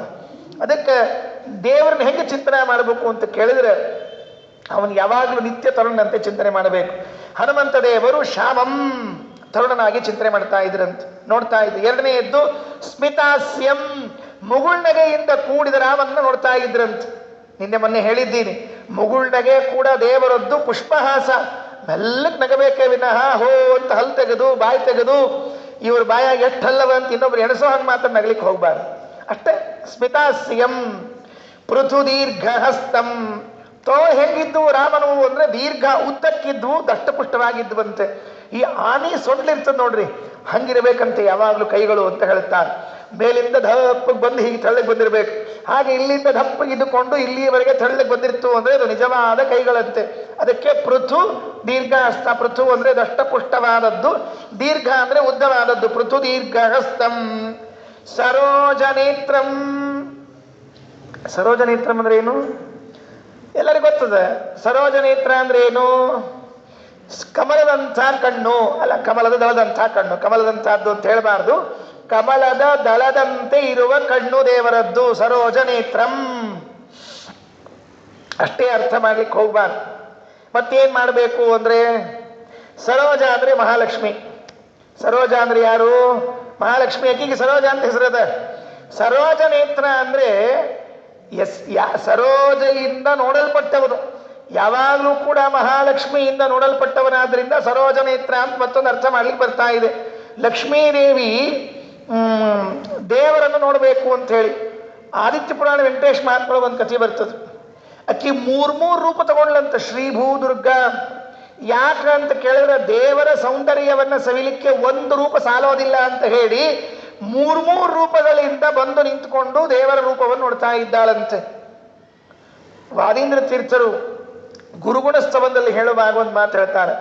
ಶ್ರೀಭೂ ದುರ್ಗಾ ದೃಗಂತ ಪ್ರಚಯ ಪರಿಚಯೋ ದಾರ ಕಿರ್ಮೀರ ಭಾವ ಸ್ವೈರ ಕ್ಷೀರೋದ ನಿರ್ಯತ್ ಶಶಿರ ಚಿರಿಚಯ ಕರ್ವ ಗರ್ವಾಪನೋದಿ ಪಾತು ಶ್ರೀ ನೇತುರಸ್ಮಾನ್ ಸಪತಿ ಬುಧ ಜನತ್ರಾಣ ದಕ್ಷ ಕಟಾಕ್ಷ. ಶ್ರೀಭೂ ದುರ್ಗಾ ದೃಗಂತ, ಆರಾರು ಕಣ್ರಿ. ಶ್ರೀದೇವಿ ಎರಡು, ಭೂದೇವಿ ಎರಡು, ದುರ್ಗಾದೇವಿ ಎರಡು, 6 ಕಣ್ಣಿನಿಂದ ನಾರಾಯಣನ ಕಣ್ಣುಗಳನ್ನು ನೋಡ್ತಾ ಇದ್ದಾರಂತೆ. ಸರೋಜ ನೇತ್ರ, ನಾರಾಯಣನ ಕಣ್ಣು ಅವನಿಗ ಸಂಕೋಚ ಆಯ್ತಂತ ದೇವರಿಗೆ. ಏನಪ್ಪಾ ಎಷ್ಟು ನೋಡ್ತಾಳೆ ನನ್ನ ಹೆಂಡತಿ ಎಲ್ಲರ ಅಂತ ತಿಳ್ಕೊಂಡು ಹೇಳಿ ಕಣ್ಣಿನೊಳಗೆ ಒಂದು ತರಹದ ಸಂಕೋಚದ ಭಾವ ತೋರಿಸಿದ್ದಂತೆ ದೇವರು. ಹಾಗಾಗಿ ಸರೋಜ ನೇತ್ರ ಅಂದ್ರೆ ಮಹಾಲಕ್ಷ್ಮಿಯ ಕಣ್ಣಿಗೆ ಬಿದ್ದವನು, ಕಮಲದಂಥ ಕಣ್ಣಿದ್ದವನು. ಇದೆಲ್ಲ ಅರ್ಥ ಉಂಟೇ ಉಂಟು. ಅಥವಾ ಸರೋಜ ಅಂದ್ರೆ ಬ್ರಹ್ಮದೇವರು, ಅವರ ನೇತ್ರ ಅಂದ್ರೆ ನೇತಾರ, ಅವರನ್ನು ಎಳ್ಕೊಂಡು ಹೋಗುವವನು, ಅವರಿಗೆ ನಿಯಾಮಕನಾದವನು ಸರೋಜ ನೇತ್ರ. ಗಜರಾಜಯಾತ್ರಂ, ಹೇಗೆ ನಡೀತಾ ಇದ್ದ ರಾಮಚಂದ್ರ ಅಂದ್ರೆ ಆನೆಯಂತೆ ಗಂಭೀರವಾಗಿ ನಡೀತಾ ಇದ್ದಂತೆ. ನಡೆಯೋದ್ರಲ್ಲಿ ಗಂಡಸರಿಗೆ ಒಂದು ಕ್ರಮ ಹೇಳಿದ್ದಾರೆ, ಹೆಂಗಸರಿಗೆ ಒಂದು ಕ್ರಮ ಹೇಳಿದ್ದಾರೆ. ಹೆಂಗಸರು ನಡಿಬೇಕಾದ್ರೆ ಹಂಸಗಾಮಿನಿ ಅಂತ ಹೇಳ್ತಾರೆ, ಗಂಡಸರು ನಡೀತಾ ಇದ್ರೆ ಗಜರಾಜ ಯಾತ್ರ ಅಂತ ಕರಿಬೇಕಂತೆ. ಉಲ್ಟಾ ಆಗಬಾರ್ದು ಆಮೇಲೆ ಇಷ್ಟೇ ಕೆಲಸ. ಇವ್ರು ನಡೆಯೋದು ಆನೆ ನಡೆದಾಗ ನಡೆದು, ಅವ್ರು ನಡೆಯೋದು ಹಂಸ ನಡೆದಾಗ ನಡೆದು ಬಿಟ್ರೆ ಗೋವಿಂದ. ಕೆಲವರು ಗಜಗೌರಿ ಅಂತ ಹೆಸರಿಟ್ಕೊಂಡಿರ್ತಾರೆ, ಗಜಲಕ್ಷ್ಮಿ ಅಂತ ಹೆಸರಿಟ್ಕೊಂಡಿರ್ತಾರೆ. ಏನಿಲ್ಲದೆ ಇದ್ರು ನಡೆಯೋದು ಗಜದಂತ ನಡೆದಿರ್ತಾರೆ ಕೊನೆಗೆ. ಹಾಗಾಗಬಾರ್ದು. ಅವರು ಹಂಸ ನಡೆದಾಗ ನಡಿಬೇಕಂತೆ, ಇವರು ಆನೆ ನಡೆದಾಗ ನಡಿಬೇಕಂತೆ. ಆನೆ ಅಂದ್ರೆ ಗಾಂಭೀರ್ಯ ಅಂತ ಅರ್ಥ. ಅಷ್ಟೆ, ಗಂಭೀರವಾಗಿ ನಡಿಬೇಕು. ಅದಕ್ಕೆ ಗಜರಾಜಯಾತ್ರಂ ವಪುರ್ ಜಗನ್ಮಂಗಲಂ. ಜಗನ್ಮಂಗಲಂ ವಪುಹು, ರಾಮದೇವರ ದೇಹ ಅಂದ್ರೆ ಜಗತ್ತಿಗೆ ಮಂಗಳವನ್ನು ಉಂಟು ಮಾಡುವಂಥದ್ದು. ರಾಮದೇವರ ಪೂಜೆಗಳನ್ನು ನೋಡ್ತಿರ್ತೀವಿ. ಎಲ್ಲ ಅನೇಕರು ರಾಮದೇವರ ಪೂಜೆಯನ್ನು ಮಾಡ್ತಿರ್ತಾರೆ. ಆ ರಾಮದೇವರು ನೋಡುವಾಗ ನೆನೆಸ್ಕೊಳ್ಬೇಕಂತ ನಾರಾಯಣ ಪಂಡಿತಾಚಾರ್ಯ ಹೇಳಿದ್ದು, ಒಪುರ್ ಜಗನ್ಮಂಗಲ ಮೇಷ. ನಿನ್ ದೇಹ ನೋಡಿದ್ರೆ ಸಾಕು ಆನಂದ ಆಗುತ್ತೆ, ಈ ಪ್ರತಿಮಾದಿಗಳು ನೋಡಿದ್ರೆ ಸಾಕು ಆನಂದ ಆಗುತ್ತೆ ಅಂತ ಅನುಸಂಧಾನ ಮಾಡ್ಕೊಳ್ಬೇಕು. ದೃಗ್ಭ್ಯಾಂ ಕಣ್ಣುಗಳಿಂದ ನೋಡ್ತಾ ಇದ್ದಾರೆ. ಚಿರಾದ ಅಯೋಧ್ಯಾಧಿಪತೆ ಶಿಶೇವೆ, ಹೀಗೆ ನಿರಂತರವಾಗಿ ಕಣ್ಣಿನಿಂದ ನೋಡ್ತಾ ಇದ್ರು ಅಂತ ವರ್ಣನೆ ಮಾಡಿದ್ರು. ಆಮೇಲೆ ರಾಮನಿಗೆ ಪಟ್ಟಾಭಿಷೇಕ ಆಯ್ತಂತ. ರಾಮನಿಗೆ ಪಟ್ಟಾಭಿಷೇಕ ಆದಾಗ ಎಲ್ಲರೂ ಬಂದಿದ್ರಂತ. ಸುಗ್ರೀವ ಬಂದಿದ್ದ, ಜಾಂಬುವಂತ ಬಂದಿದ್ದ, ಅಂಗದ ಬಂದಿದ್ದಾನೆ, ಮೈಂದ ವಿವಿಧ ಬಂದಿದ್ದಾರೆ, ನೀಲ ತಾರ ಎಲ್ಲ ಕಪಿಗಳು ಬಂದಿದ್ದಾರೆ, ರಾಮನ ಸೇವೆಯನ್ನ ಮಾಡಿದವರೆಲ್ಲ ಬಂದಿದ್ದಾರೆ. ರಾಮಚಂದ್ರ ತನ್ನ ಪಟ್ಟಾಭಿಷೇಕ ಆದ ಮೇಲೆ ಎಲ್ರಿಗೂ ಉಡುಗೊರೆ ಕೊಟ್ಟಂತ. ಏನೇನು ಕೊಡಬೇಕು ಅಂತ ಉಡುಗೊರೆ ಕೊಡ್ತಾ ಇದ್ದಾನಂತೆ. ಆ ಉಡುಗೊರೆ ಕೊಡೋ ಸಂದರ್ಭದಲ್ಲಿ ಎಲ್ರಿಗೂ ಕೊಡ್ತಾ ಬಂದಿರುವಾಗ ಹನುಮಂತ ಮಾತ್ರ ಒಂದು ಕಡೆ ಕೂತಿದ್ದಂತೆ. ಈ ಉಡುಗೊರೆ ಕೊಡ್ತಾರೆ ಅಂದ್ರೆ ಸಾಕಿಸ್ಕೊಳ್ಳಿಕ್ಕೆ ಹೋಗೋರು ಜಾಸ್ತಿ ಇರ್ತಾರೆ. ಯಾವಾಗ ನಮಗೆ ಕೊಟ್ರೆ ಅಂತ ಕೊಂಡು ಹೋಗ್ತಿರಂಗಿಲ್ಲ. ಸೀರೀದ್ ಹೋತ್ರ ಕೊಡೋ ಕಾರ್ಯಕ್ರಮ ನೋಡ್ತಿರ್ಬೇಕ್ರಿ. ಇವ್ರಿಗೆ ಇವರು ಕೊಡೋ ಕಾರ್ಯಕ್ರಮದಾಗ ಯಾರಿಗೆ ಕೊಟ್ರು ಯಾರಿಗೆ ಬಿಟ್ರು ಗೊತ್ತೇ ಆಗಂಗಿಲ್ಲ. ಹಂಗೆ ಯಾರಿಗೆ ಕೊಟ್ರು ಯಾರಿಗೆ ಬಿಟ್ರು ಅನ್ನೋ ಗಡಿಬಿಡಿಯಲ್ಲಿ ಹನುಮಂತ ಮಾತ್ರ ಈ ಉಡುಗೊರೆ ಇದು ಅವನು ಸುಮ್ಮನೆ ಕೂತಿದ್ದ. ಕೈಯಲ್ಲೊಂದು ಸೀತೆ ಹಾರ ಹಿಡಿದಂತೆ, ಮುತ್ತಿನ ಹಾರ ಹಿಡಿದಂತೆ. ಬಹಳ ಚಂದ ಇತ್ತಂತೆ ಮುತ್ತಿನ ಹಾರ. ರಾಮಚಂದ್ರ ಸೀತೆಗೆ ಕೊಟ್ಟಿದ್ದಂತೆ ಆ ಮುತ್ತಿನ ಹಾರ. ರಾಮಚಂದ್ರ ಇದು ನನ್ನ ಉಡುಗೊರೆ ಸೀತೆ ನೀನ್ ಹಾಕು ಅಂತ ತಿಳ್ಕೊಂಡು ಹೇಳಿ ಮುತ್ತಿನ ಹಾರವನ್ನು ಸೀತೆಗೆ ಹಾಕಿದ್ದಂತೆ. ಸೀತೆ ಕೈಯಲ್ಲಿ ಹಿಡ್ಕೊಂಡಂತೆ, ಕೊಳ್ಳಲ್ಲಿ ಹಾಕೊಂಡು ತೆಗೆದು ಬಿಟ್ಲಂತೆ. ತೆಗೆದು ಇದನ್ನ ಯಾರಿಗೆ ಕೊಡ್ಲಿ ಅಂತ ಆಲೋಚನೆ ಮಾಡ್ತಾ ಇದ್ಲಂತೆ. ಈಗ ಏನಾಗಬಹುದು ಅಂತ ಇಲ್ಲ ವಿಚಾರ ಮಾಡ್ತಾರೆ ನಾರಾಯಣ ಪಂಡಿತಾಚಾರ್ಯ. ರಾಜ್ಯಾಭಿಷೇಕೇ ವಸಿತೇತ್ರ ಸೀತಾ ಪ್ರೇಷ್ಠಾಯ ನಸ್ತಾಂ ಭಜತಾಂ ದಿಶೇತಿ ರಾಮಸ್ಯ ವಾಣ್ಯಾ ಮಣಿಮಂಜುಮಾಲಾ ವ್ಯಾಜೇನ ದೀರ್ಘಾಂ ಕರುಣಾಂ ಬಬಂಧ. ಸೀತಾದೇವಿ ಕೈಯಾಗಿ ಹಿಡ್ಕೊಂಡು ಒಮ್ಮೆ ರಾಮನ ಮುಖ ನೋಡಿಲ್ಲಂತೆ.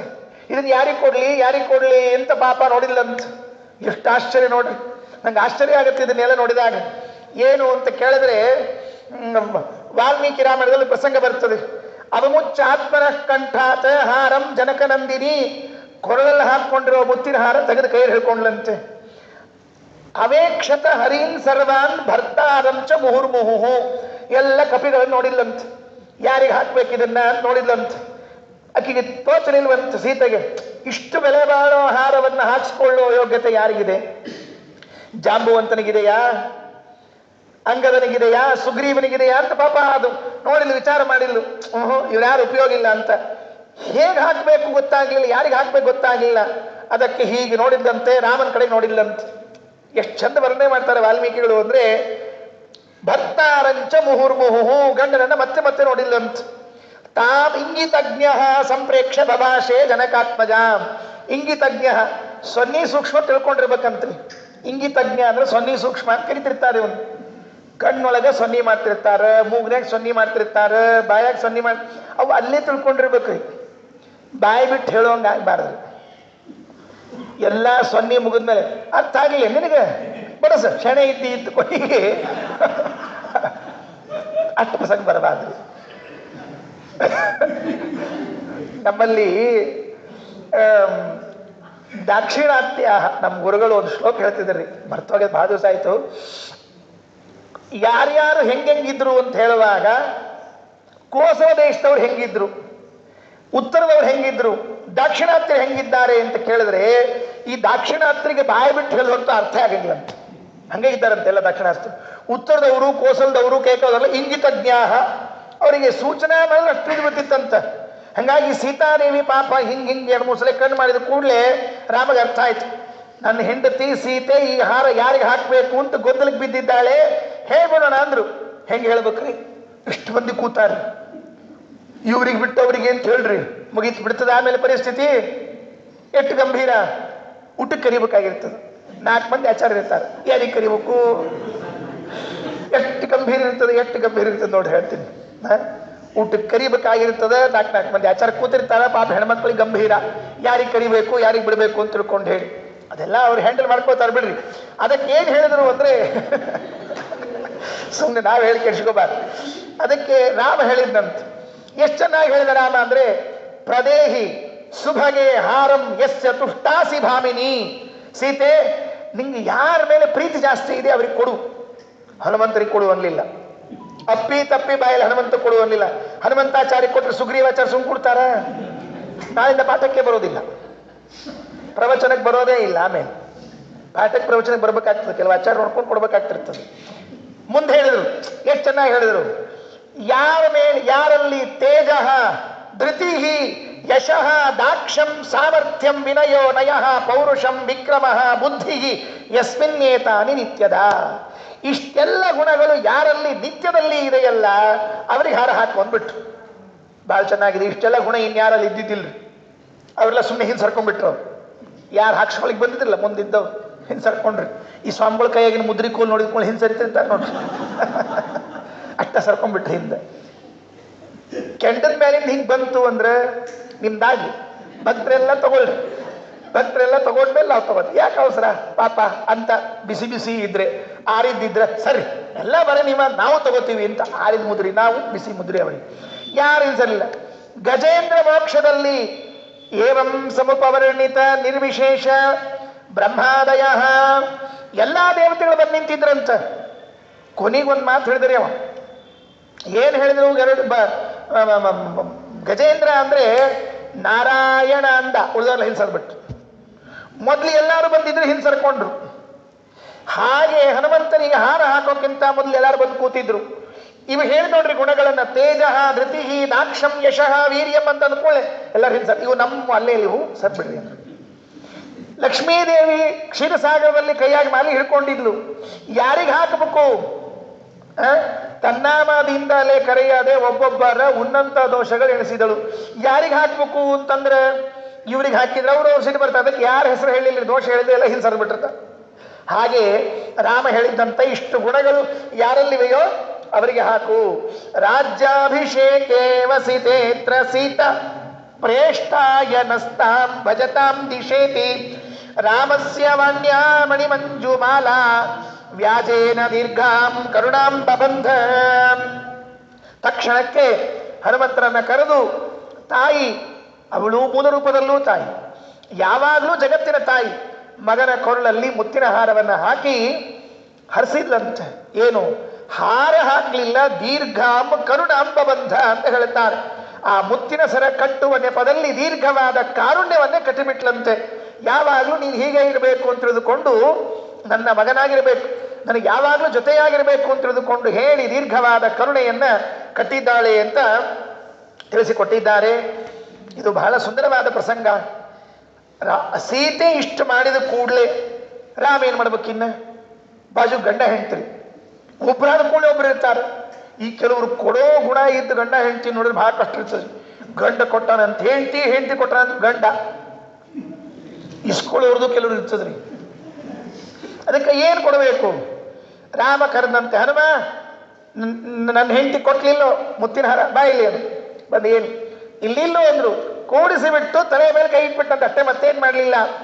ಹೃದೋರು ಸೌಹಾರ್ದ್ರ ಭೃತಾದಿ ಮೌಲಿ ನ್ಯಸ್ತೇನ ಹಸ್ತೇನ ದಯಾರ್ದ್ರ ದೃಷ್ಟ್ಯ ಸೇವಾ ಪ್ರಸನ್ನೋ ಮೃತಕಲ್ಪ ವಾಚ ದಿದೇಶ ದೇವ ಸಹಭೋಗಮಸ್ಮೈ. ಬ್ರಹ್ಮ ಪದವಿ ನಿಂದೆ ತಗೋ ಅಂತ ಕೊಟ್ಬಿಟ್ರಂತ. ಸಹಭೋಗ ಅಂದ್ರೆ ಬ್ರಹ್ಮ ಪದವಿ.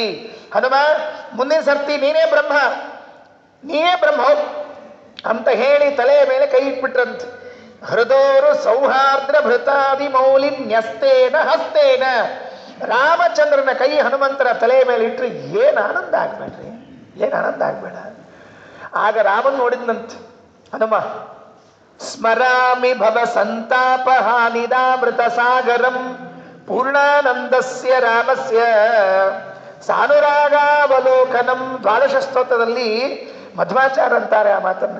ನಾನು ಅವತ್ತು ಸ್ಮರಣೆ ಮಾಡಿಕೊಳ್ತೀನಿ. ಅವತ್ತಿಂದು ಏನು ಸ್ಮರಣೆ ಮಾಡಿಕೊಳ್ತೀನಿ ಅಂದ್ರೆ, ರಾಮಚಂದ್ರ ನನ್ನ ತಲೆಯ ಮೇಲೆ ಕೈ ಇಟ್ಟು ನಾನು ನೋಡ್ತಾ ಇದ್ನಲ್ಲ. ಸ್ಮರಾಮಿ ಭವ ಸಂತಾಪ ಹಾನಿದಾಮೃತ ಸಾಗರಂ ಪೂರ್ಣಾನಂದಸ್ಯ ರಾಮಸ್ಯ ಸಾನುರಾಗಾವಲೋಕನಂ. ಅದೆಷ್ಟು ಪ್ರೀತಿಯಿಂದ ನಾನು ನೋಡ್ತಿದ್ದ ನನ್ನ ತಂದೆ, ಅದೆಷ್ಟು ಪ್ರೀತಿಯಿಂದ ನೋಡ್ತಿದ್ದ. ಬಹಳ ಕಷ್ಟ. ಇನ್ನೊಬ್ಬರನ್ನು ನಾವು ಪ್ರೀತಿಯಿಂದ ನೋಡೋ ಅಭ್ಯಾಸವೇ ಕಳ್ಕೊಂಡ್ಬಿಟ್ಟಿದ್ದೀವಿ. ಯಾವಾಗ್ಲೂ ಒಂದು ನಮೂನಿ ಮುಖ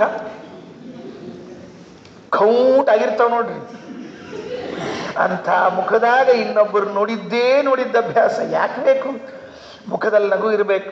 ಇನ್ನೊಬ್ಬರು ನಮ್ಮನ್ನು ನೋಡಿದಾಗ, ನಾವೊಬ್ಬರು ನೋಡಿದಾಗ ಇನ್ನೊಂದ್ಸಲ ನೋಡಬೇಕು ಅನ್ನಿಸ್ತಿರ್ಬೇಕ ವಿನಃ ಇದೇ ಕೊನೆ ದರ್ಶನ ಆಗಲಿ ನಿಮ್ಮದು, ಪುನರಾಗಮನ ಅಂತ ಇಲ್ಲೇ ಇಲ್ಲ. ಉತ್ತರ ಪೂಜೆ ಮುಗಿದು ನಿಲ್ಲಿಗೆ ತರ್ಸ್ಕೊಳಿಕ್ಕೆ ಹೋಗಬಾರ್ದು, ಉದ್ಯಾಪನಿ ಮಾಡಬಾರ್ದು. ಪುಡ್ಚ ವರ್ಷಿ ಲೋಕರಿಯ ಅಂತ ಅನ್ಬೇಕು. ಮತ್ತೊಮ್ಮೆ ಸರ್ತಿ ಬಾಪ ಅಂತ ಗಣಪತಿ ಹೇಳಿದಂಗೆ ಹೇಳಬೇಕು. ಹಂಗಿರ್ಬೇಕು ಅವ್ರು ನೋಡೋದು. ಅದಕ್ಕೆ ಸಾಧು ರಾಗಾವಲೋಕನಂ ಹೃದೋರು ಸೌಹಾರ್ದ್ರ ಭೃತಾದಿ ಮೌಲಿನ್ಯಸ್ತೇನ ಹಸ್ತೇನ ದಯಾರ್ದ್ರ ದೃಷ್ಟ್ಯಾ ಸೇವಾ ಪ್ರಸನ್ನಗ. ಸೇವೆಯಿಂದ ಇಷ್ಟು ಪ್ರೀತನಾಗಿದ್ದಾನೆ ಹನುಮಂತನ ಸೇವೆಯಿಂದ ಅಂದ್ರೆ ಅಮೃತ ಕಲ್ಪವಾಚ. ಮಾತಾಡ್ತಾ ಇದ್ರೆ ರಾಮನ ಮಾತುಗಳು ಅಮೃತಸ್ಯಂದಿ ಅಂತ. ರಥಸ್ಯಧೇನ ಅನಯಂತ ಸಸ್ರುತಾಃ ರಾಮ ಸಹಭೋಗಮಸ್ಮೈ ದೇವ ಸಹಭೋಗಮಸ್ಮೈ. ತ್ರಿವಿಕ್ರಮ ಪಂಡಿತಾಚಾರ್ಯರು ವಾಯುಸ್ತುತಿಯಲ್ಲಿ ಹೇಳುವಾಗ ದೇವ್ಯಾದೇಶ ಪ್ರಣೀತಿ ದ್ರಿಹಿಣ ಹರವರಾವಧ್ಯ ರಕ್ಷೋ ವಿಘಾತಾದ್ಯಾಸೇವೋ ದದ್ದಯಾರ್ದ್ರ ಸಹ ಭುಜಮಕರೋ ರಾಮ ನಾಮ ಮುಕುಂದ ದುಷ್ಪ್ರಾಪೇ ಪಾರಮೇಷ್ಠೆ ಕರತಲಮತುಲಂ ಮೂರ್ಧಿ ವಿನ್ನಸ್ಯ ಧನ್ಯಂ ತನ್ವನ್ ಭೂಯ ಪ್ರಭೂತ ಪ್ರಣಯ ವಿಕಸಿತಾಂತ್ವೇಕ್ಷಣಸ್ತ್ವೇಕ್ಷಮಾಣ. ಇದೇ ಶ್ಲೋಕವನ್ನೇ ಪಂಡಿತಾಚಾರ್ಯ ತಗೊಳ್ತಾರೆ. ಇದೇ ಕಥೆ, ಬೇರೆ ಏನಿಲ್ಲ. ರಾಮ ತಲೆ ಮೇಲಿಟ್ಟು ಸಹಭೋಗ ಮನನ್ಯ ಲಭ್ಯ ಭಸ್ಮೈ ಹನುಮದ್ರೂಪವತೆ ಸಹಭೋಗವನ್ನು ಕೊಟ್ಟಿದ್ದಾರಂತೆ ಆಚಾರ್ಯರು. ಮಹಾಭಾರತ ತಾತ್ಪರ್ಯ ನಿರ್ಣಯದಲ್ಲಿ ಸಹಭೋಗ ಅಂದ್ರೆ ಏನು? ಧಾತುಪದೇ ತತ್ ಸಹಭೋಗ ನಾಮ. ಬ್ರಹ್ಮದೇವರ ಪದವಿಯಲ್ಲಿ ಕುಳಿತುಕೊಳ್ಳುವುದಕ್ಕೆ ಸಹಭೋಗ ಅಂತ ಕರಿಬೇಕು. ಅಷ್ಟೇ ಅಲ್ಲ, ದೇವರು ಏನೇನು ಭೋಗಗಳನ್ನು ಮಾಡುತ್ತಾನೋ ಮಹಾಲಕ್ಷ್ಮೀ ಪತಿತ್ವವನ್ನ, ಜಗಜ್ಜನ್ಮಾದಿ ಕರ್ತೃತ್ವ ಮೊದಲಾದವುಗಳನ್ನು ಬಿಟ್ಟು ಯಾವುದು ಶಾಸ್ತ್ರದಲ್ಲಿ ಅಧಿಕಾರ ಕೊಡಲಾಗಿದೆಯೋ ಆ ಎಲ್ಲ ಭೋಗವನ್ನು ಕೂಡ ವಾಯುದೇವರು ಮಾಡ್ಲಿಕ್ಕೆ ಬರ್ತಂತೆ. ಇದಕ್ಕೆ ಸಹಭೋಗ ಅಂತ ಕರೀತಾರೆ. ಸುಮ್ಮನೆ ಉದಾಹರಣೆ ಹೇಳ್ತೀನಿ. ಯಾವ ತಟ್ಟೆಯಲ್ಲಿ, ಇದು ದೃಷ್ಟಾಂತ ಪೂರ್ಣ ಅಲ್ಲ, ತಿಳಿಲಿ ಅಂತ ಹೇಳ್ತಾ ಇದ್ದೀನಿ. ಯಾವ ತಟ್ಟೆಯಲ್ಲಿ ದೇವರು ನೈವೇದ್ಯ ಸ್ವೀಕಾರ ಮಾಡ್ತಾನಲ್ಲ ಅದೇ ತಟ್ಟೆಯಲ್ಲಿ ವಾಯುದೇವರು ನೈವೇದ್ಯ ಸ್ವೀಕಾರ ಮಾಡಬಹುದು. ಉಳಿದವ್ರು ಹಂಗಿಲ್ಲ. ಉಳಿದವ್ರು ಹಂಗೆ ಮಾಡೋ ಹಂಗಿಲ್ಲ.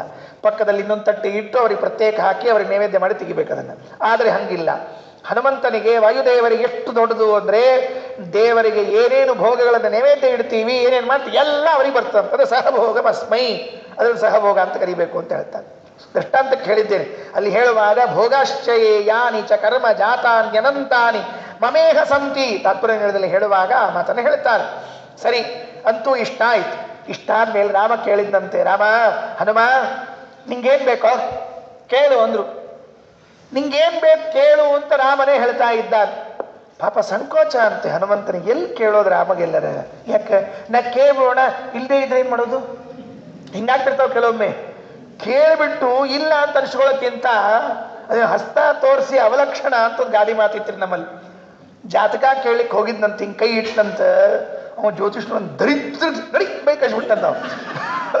ಹಸ್ತ ತೋರಿಸಿ ಅವಲಕ್ಷಣ ಅನ್ಸ್ಕೊಳ್ಳೋದು ಅಂತ ಕರೀತಾರೆ ಇದಕ್ಕೆ. ಅದಕ್ಕೆ ಎಂದೂ ಅಂಥ ಕೆಲಸ ಮಾಡಬಾರ್ದು. ನಾವು ಕೇಳೋಣ, ರಾಮ ಅಯ್ಯೋ ಹನುಮ ಸ್ವಾರಿಪ ಇಲ್ಲ ಹಿಂಗೆ ಅನ್ಸ್ಕೊಳ್ಳೋದು ಬೇಡ ಅಂತ ಸುಮ್ ಕೂತ್ನೆ. ಇಲ್ಲ ರಾಮನ ಬೇಕಾದಷ್ಟು ಮಂದಿ ಇದ್ರು ಸುಮ್ ನಮಗೂ ಕೇಳೋ ಹಂಗೆ ಕೇಳ್ಯಾನ ಹಿಂಗೆ ಅಲ್ಲ. ನಾರಾಯಣ ಪಂಡಿತಾಚಾರ್ಯ ಪ್ರೇಷ್ಠೋ ನ ರಾಮಸ್ಯ ಬಭೂವ ತಸ್ಮಾತ್ ನ ರಾಮ ರಾಜ್ಯೇ ಸುಲಭಂಚ ಕಿಂಚಿತ್ ತತ್ಪಾದ ಸೇವಾರತಿರೇಶ ನೈಚ್ಛತ್ ತಥಾಪಿ ಭೋಗಾನ್ನನು ಸಾ ವಿರಕ್ತಿ. ವೈರಾಗ್ಯ ಅಂದ್ರೆ ಇದು ವೈರಾಗ್ಯ ಅಂತೆ. ಏನು ಎಲ್ಲ ಇದ್ದು ಬೇಡ ಅಂತ ಹೇಳ್ಬೇಕಂತ. ಏನು ರಾಮರಾಜ್ಯದಲ್ಲಿ ಅಸುಲಭಂಚ ಕಿಂಚಿತನ ಇದು ಸಿಕ್ತಿರ್ಲಿಲ್ಲ ರಾಮರಾಜ್ಯದಲ್ಲಿ ಅಂತಿಲ್ಲ, ಎಲ್ಲ ಪದಾರ್ಥ ಸಿಕ್ತಿತ್ತಂತ. ಅಂದಮೇಲೆ ಕೇಳಲಿಕ್ಕೇನು ಸಂಕೋಚ ಇಲ್ಲ. ಇದೊಂದು ಹೇಳಿದ್ವಿ ಈ ಊರಿನಾಗ ಸಿಕ್ತಿರ್ಲಿಲ್ಲ, ಬೇರೆ ಊರಿಂದ ತರಿಸ್ಬಿಡೋದು ಅಂತ ಹಿಂಗಾಗಬಾರ್ದು, ಎಲ್ಲ ಸಿಕ್ತಿತ್ತಂತ. ಅಸುಲಭಂಚಗೆ ಹೌದು. ರಾಮನಿಗೆ ಬೇಕಾಗಿದ್ನೋ ಇಲ್ಲೋ ಪಾಪ. ಪ್ರೇಷ್ಠೋನ ರಾಮಸ್ಯ ಬಭೂವ ತಸ್ಮಾತ್. ಹನುಮಂತನಿಗಿಂತ ಪ್ರೀತಿ ಪಾತ್ರನಾದ ವ್ಯಕ್ತಿ ಮತ್ತೊಬ್ಬನಿರಲಿಲ್ಲ. ಹನುಮಂತನಿಗಿಂತ ಪ್ರೀತಿ ಪಾತ್ರನಾದವನು ಇಲ್ಲ, ರಾಮರಾಜ್ಯದಲ್ಲಿ ಸಿಗೋದಿಲ್ಲ ಅಂತಿಲ್ಲ. ಇಷ್ಟಿದ್ರೂ ವಲ್ಲೇ ಅನ್ನಲ್ಲ. ಇದು ನಿಜವಾದ ವೈರಾಗ್ಯ, ನಿಜವಾದ ಶೈವ ಲೋಕೆ ವಿರಕ್ತಿ. ಛಲಾರಿ ಆಚಾರ್ಯರು ಟೀಕಾಕೃತ್ಪಾದರ ಬಗ್ಗೆ ಒಂದು ಮಾತು ಹೇಳ್ತಾರೆ. ಟೀಕಾರಾಯರ ವೈರಾಗ್ಯ ಹೆಂಗಿತ್ತು ಅಂತ ಕೇಳಿದ್ರೆ, ಶ್ರೀಮನ್ ಮಾತಾ ಪಿತೃಮುಖ ಜನೇ ಬಾಂಧವೇ ವರ್ತಮಾನೆ ಕಾಂತಾಯುಗ್ಮೇ ಕಮಲನಯನೆ ಚಾರ್ವಶೇಷ ಪ್ರತೀಕೆ ತಾರುಣ್ಯೇಲಂ ಕನಕ ರಜತ ಕನಕಾಶ್ವಾಧಿಕೆ ವೈಭವೇಪಿ ನ್ಯಸ್ತಾಶೇಷೋ ಯತಿರಯಮಭೂತ್ ಸೈವ ಲೋಕೆ ವಿರಕ್ತಿ. ಟೀಕಾರಾಯರ ವೈರಾಗ್ಯ ಇದು ನಿಜವಾದ ವೈರಾಗ್ಯ. ಮುಖ್ಯ ಪ್ರಾಣದೇವರ ವೈರಾಗ್ಯ ಇದು ನಿಜವಾದ ವೈರಾಗ್ಯ. ಯಾಕೆ? ಎಲ್ಲ ಇದ್ದು ಬೇಡ ಅಂತ ಬಿಟ್ಟು ಬರಬೇಕು. ನಮಗೆ ನಮ್ಮ ಗುರುಗಳು ಹೇಳ್ತಿದ್ರು, ನಿಮ್ಮೆಲ್ಲ ಪ್ರಸಿದ್ಧ ಗೊತ್ತದ್ರಿ, ಕೆಲವು ಬೇರೆ ಬೇರೆ ವೈರಾಗ್ಯವಂತ. ಪುರಾಣ ವೈರಾಗ್ಯ ಅಂತ ಪ್ರಸಿದ್ಧದ ನೋಡ್ರಿ.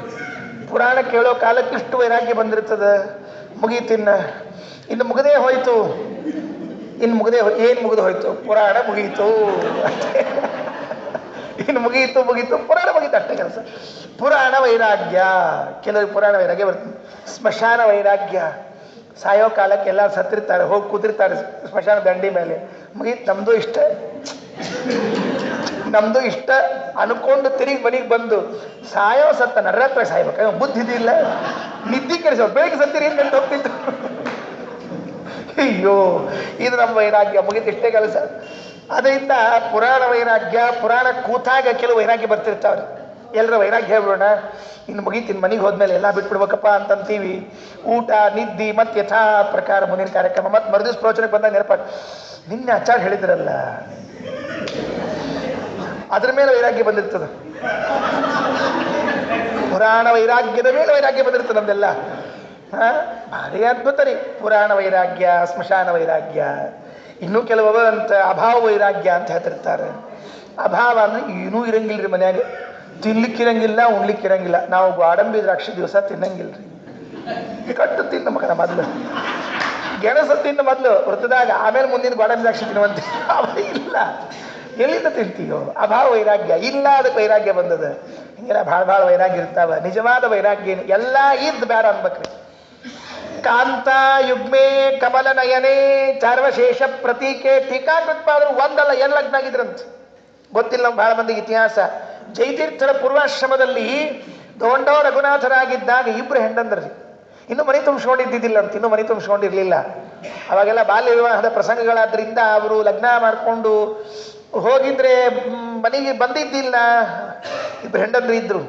ಮನೆಯೊಳಗೆ ಬಂಗಾರ ಬೆಳ್ಳಿ ಕುದುರೆ ಅಧಿಕಾರ ತಾರುಣ್ಯ, ಏನು ವೃದ್ಧಾಪ್ಯ ಬಂದಿತ್ತು, ಸನ್ಯಾಸ ತಗೊಂಡ್ಬಿಟ್ರು ಅಂತ ತಿಳ್ಕೊಳಿಕ್ ಹೋಗ್ಬೇಡ. ಎಲ್ಲ ಮುಗಿದದ, ಇನ್ನೇನು ಸಂಬಳ ಆಗ್ಬಿಟ್ರು ಅಂತ ಹಿಂಗೆ ಆಗ್ಲಿಕ್ಕಿಲ್ಲ. ಮತ್ತೆ ಕೆಲವು ಅಂತಿರ್ತಾರ್ರಿ, ಆಚಾರ ಇನ್ನೇನ್ರಿಪ್ಪ ಎಲ್ಲ ಮುಗಿದು ಹೋಗ್ಯದ, ಸ್ವಾಮಿಗಳು ಒಂದಾಗಿ ಹೋಗ್ಬಿಟ್ರೆ ಸಾಕು ಅಂತಿರ್ತಾರೆ.